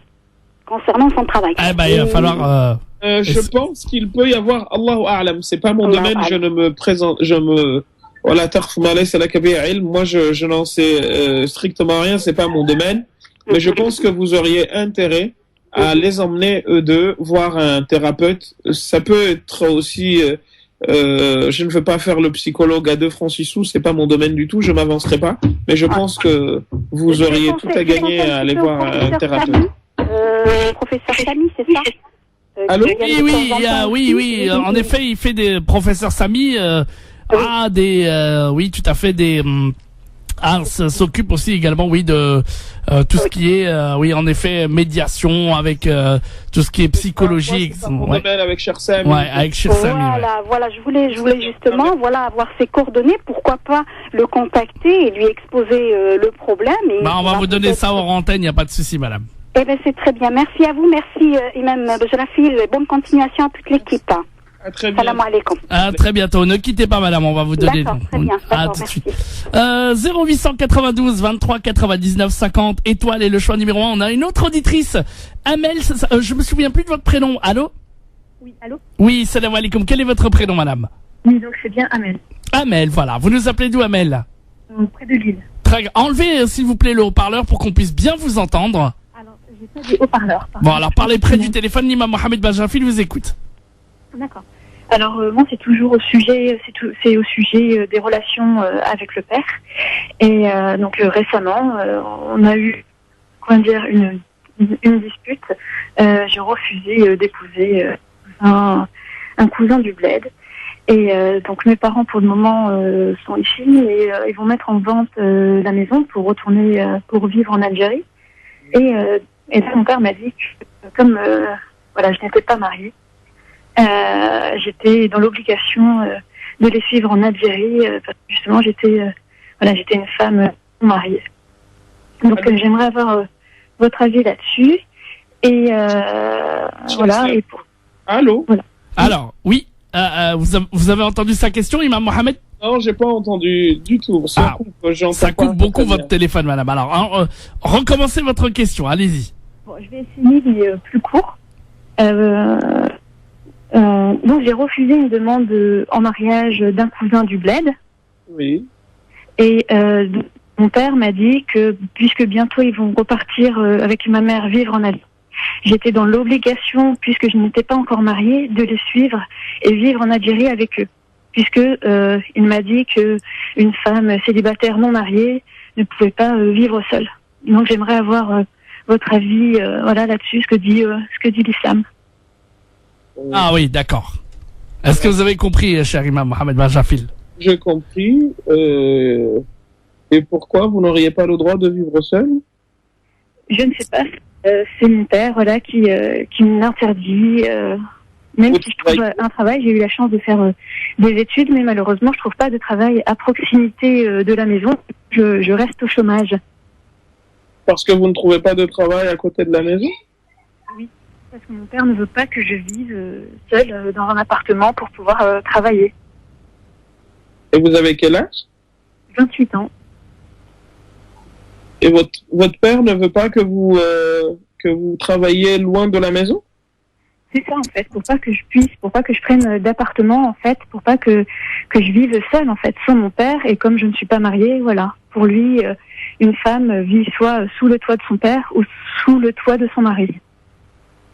Ah, et vous n'avez pas d'autres frères et sœurs pour calmer la situation? Parce que ce qu'il dit, vous pouvez... Il y a des livres de fiqh, pour être honnête avec vous, qui lui donnent raison. Mais la situation d'hier n'est pas celle d'aujourd'hui. Vous avez fait des études, donc vous n'êtes pas une personne qui n'est pas instruite. Vous êtes quelqu'un d'instruit. Pourquoi vous n'auriez pas le droit d'exercer le métier qui vous plaît sous prétexte de ceci ou cela? C'est la question. Et souvent, en fait, je suis en conflit avec moi parce qu'on n'a pas la même. Vous demandez, chère sœur, c'est juste une chose en fait. Et justement, pour lui, l'enfant doit. Vous n'entendez pas, je pense. Pardon? Allez-y, imam, elle vous écoute. Oui. Et donc pour mon père, l'enfant a. Votre téléphone a des problèmes, madame. Ce que dit le père. D'accord. Alors, imam Mohamed Bajrafil, vous savez quoi? On va marquer la pause et on va lui répondre. Et on va répondre à cette dame dans un instant. Comme ça, on va. Elle règle son téléphone, chère sœur, règle. Ouais. Je vais la prendre en antenne, on va voir ça. Ne bougez pas. On va réparer tout ça. Et dans un instant, on va répondre à madame. Et on va terminer cette émission par l'islam. Ne bougez pas. À tout de suite.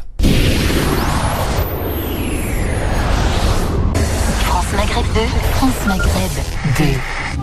Parlez Islam. Parlez Islam. Parlez Islam.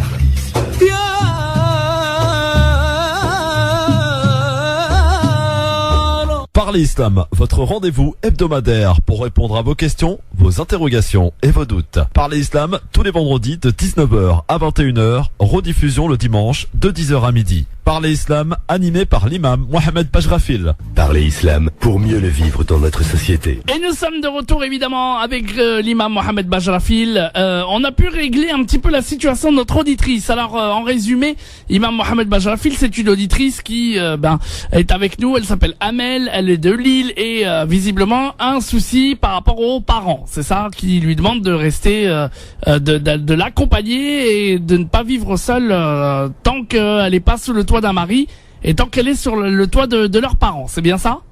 Et pour cette raison, son papa lui dit qu'il faut qu'elle parte avec eux, qu'elle rentre avec eux en Algérie. En Algérie, voilà. Alors qu'est-ce que vous pouvez lui dire, imam Mohamed? Je disais tout à l'heure que, comme nous avons l'habitude de le faire dans cette émission, le père de la sœur, a raison selon les livres traditionnels de fiqh. Pas tous, parce que nous avons Cheikh l'Islam Ahmed ibn Taymiyyah al-Harrani qui dit justement que la femme a le droit justement de voyager seule, sans mahram, si bien entendu elle ne craint pas pour sa vie. Donc on peut par de là dire la même chose par rapport au toit. Si vous ne craignez pas pour votre vie, on n'a pas le droit de vous imposer de suivre des gens sous prétexte que vous ne voulez pas faire ci ou vous ne voulez pas faire ça. Alors, ce que je vous conseillerais en revanche, c'est ce que j'allais vous dire, c'est que vous compreniez aussi que vos parents, à la fois parce que c'est pas la même génération, donc c'est un conflit, je pense, de génération, mais aussi parce que peut-être qu'ils ont envie certainement, ils ont envie de vous protéger, parce que vous savez, un père et une mère, des parents pensent toujours mieux comprendre la vie que leurs enfants, et surtout qu'ils agissent toujours dans le but de les protéger. Et même s'ils font mal, mais pour eux, ils veulent préserver, ils veulent protéger leur enfant. Peut-être leur expliquer doucement, ne pas aller, dans l'affrontement, mais sachez que l'islam vous donne le droit, en tout cas des avis comme ceux de nombreux savants d'hier comme d'aujourd'hui, vous donnent le droit de pouvoir avoir votre domicile, et si vous étiez marié et que vous aviez divorcé, vous seriez dans l'obligation de partir avec eux. Non, ça n'a pas de sens.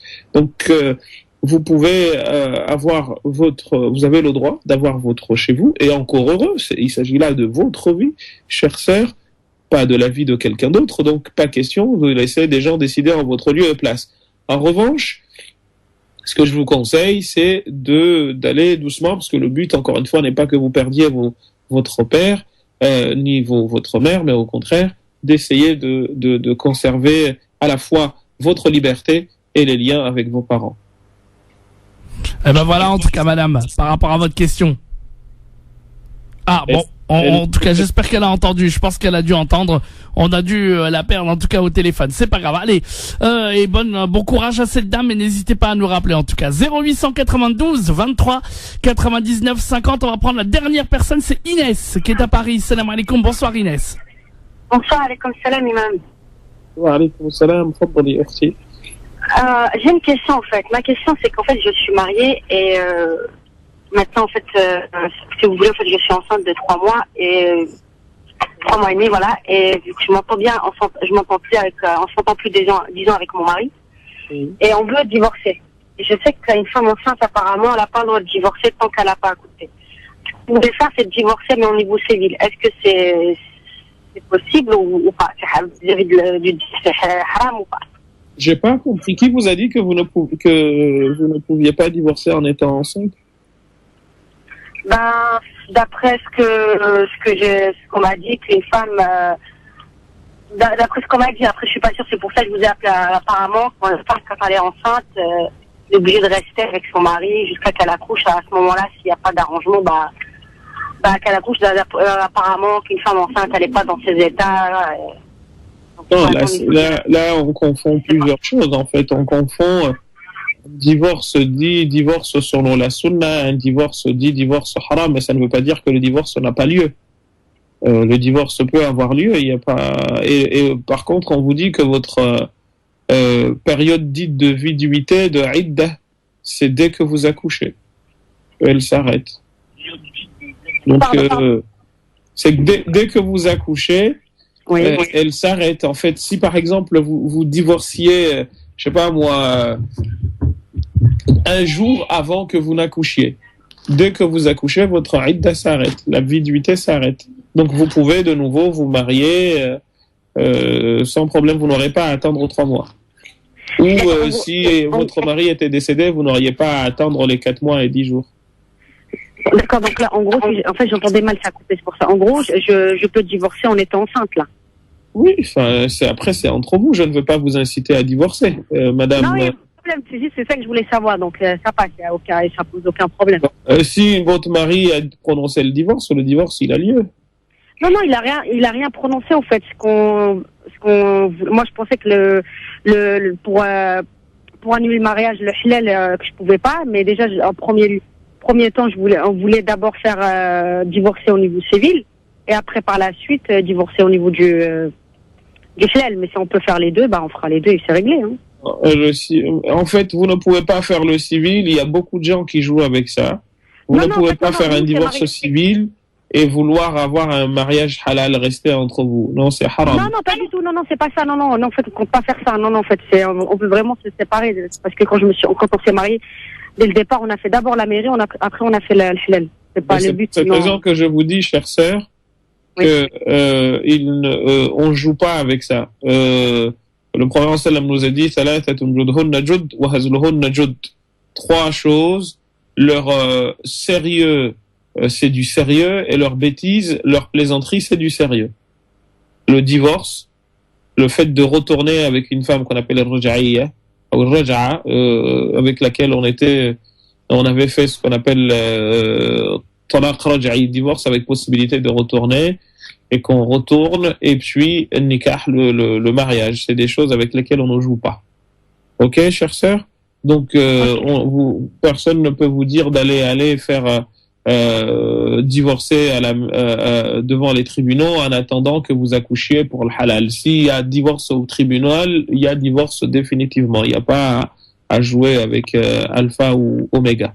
D'accord. Donc, en gros, je vais pas être dans le péché en étant enceinte et divorcée, en fait. C'est juste ça, en fait.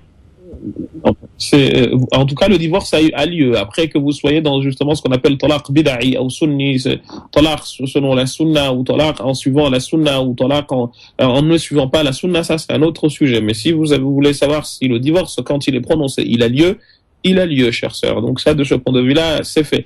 En revanche, depuis combien de temps, chère sœur, vous êtes mariée? Cette année, ça fera 2 ans. Ah. Et vous n'avez pas essayé de faire intervenir des gens pour vous trouver... C'est votre premier enfant? Oui, c'est le premier, oui. Est-ce que vous n'avez pas la possibilité de faire intervenir des gens pour essayer de trouver des solutions avant de passer à cette étape? Non, en fait, c'est qu'il y a plus, comme on dit, il y a plus, l'entente, elle y est plus, en fait. C'est que ça devient tendu, en fait, c'est pour ça. Vous savez, on dit que toutes les maladies peuvent trouver un remède. Donc tous les problèmes peuvent avoir aussi des solutions. Il ne faut jamais désespérer de la bienfaisance de Dieu. C'est vrai, mais... Alors si vous dites c'est vrai, il ne faut pas rajouter de mais. En tout cas, madame, on vous souhaite bon courage et plein de bonnes choses pour vous, en tout cas, madame. Ok, d'accord. Merci beaucoup. Merci pour ces... Avec plaisir, et puis plein de bonnes choses aussi au niveau des cas. Inch'Allah. Et que, Inch'Allah, que ça aille et que vous n'alliez pas jusqu'au divorce, Inch'Allah, et que cet enfant naisse entre des parents qui s'aiment et que vous restiez, Inch'Allah, longtemps ensemble et que vous en ayez d'autres, Inch'Allah. Je sais pas, on verra bien, Wallah. Merci beaucoup. Merci pour la réponse. À bientôt, en tout cas. À bientôt, au revoir. Au revoir. Et bien voilà, c'est avec cette auditrice que nous allons clôturer cette émission Parler Islam aujourd'hui de ce vendredi, cher Imam Mohamed Bajrafil. Et bien entendu, on va vous laisser conclure cette émission comme il se doit pour cette émission Parler Islam. Juste un petit mot à l'endroit des parents, notamment des pères, faire preuve de délicatesse à l'endroit d'un enfant ne fait pas de nous quelqu'un de moins sérieux. Voilà. Salam alaikum. Alaikum salam, cher Imam Mohamed Bajrafil, et à très très bientôt pour l'émission Parler Islam, Inch'Allah. À très vite, merci beaucoup. Il est 21h un peu plus sur France Maghreb 2. Et c'est tout de suite le son ensemble, toute génération. Bye bye tout le monde. France Maghreb 2, France Maghreb 2.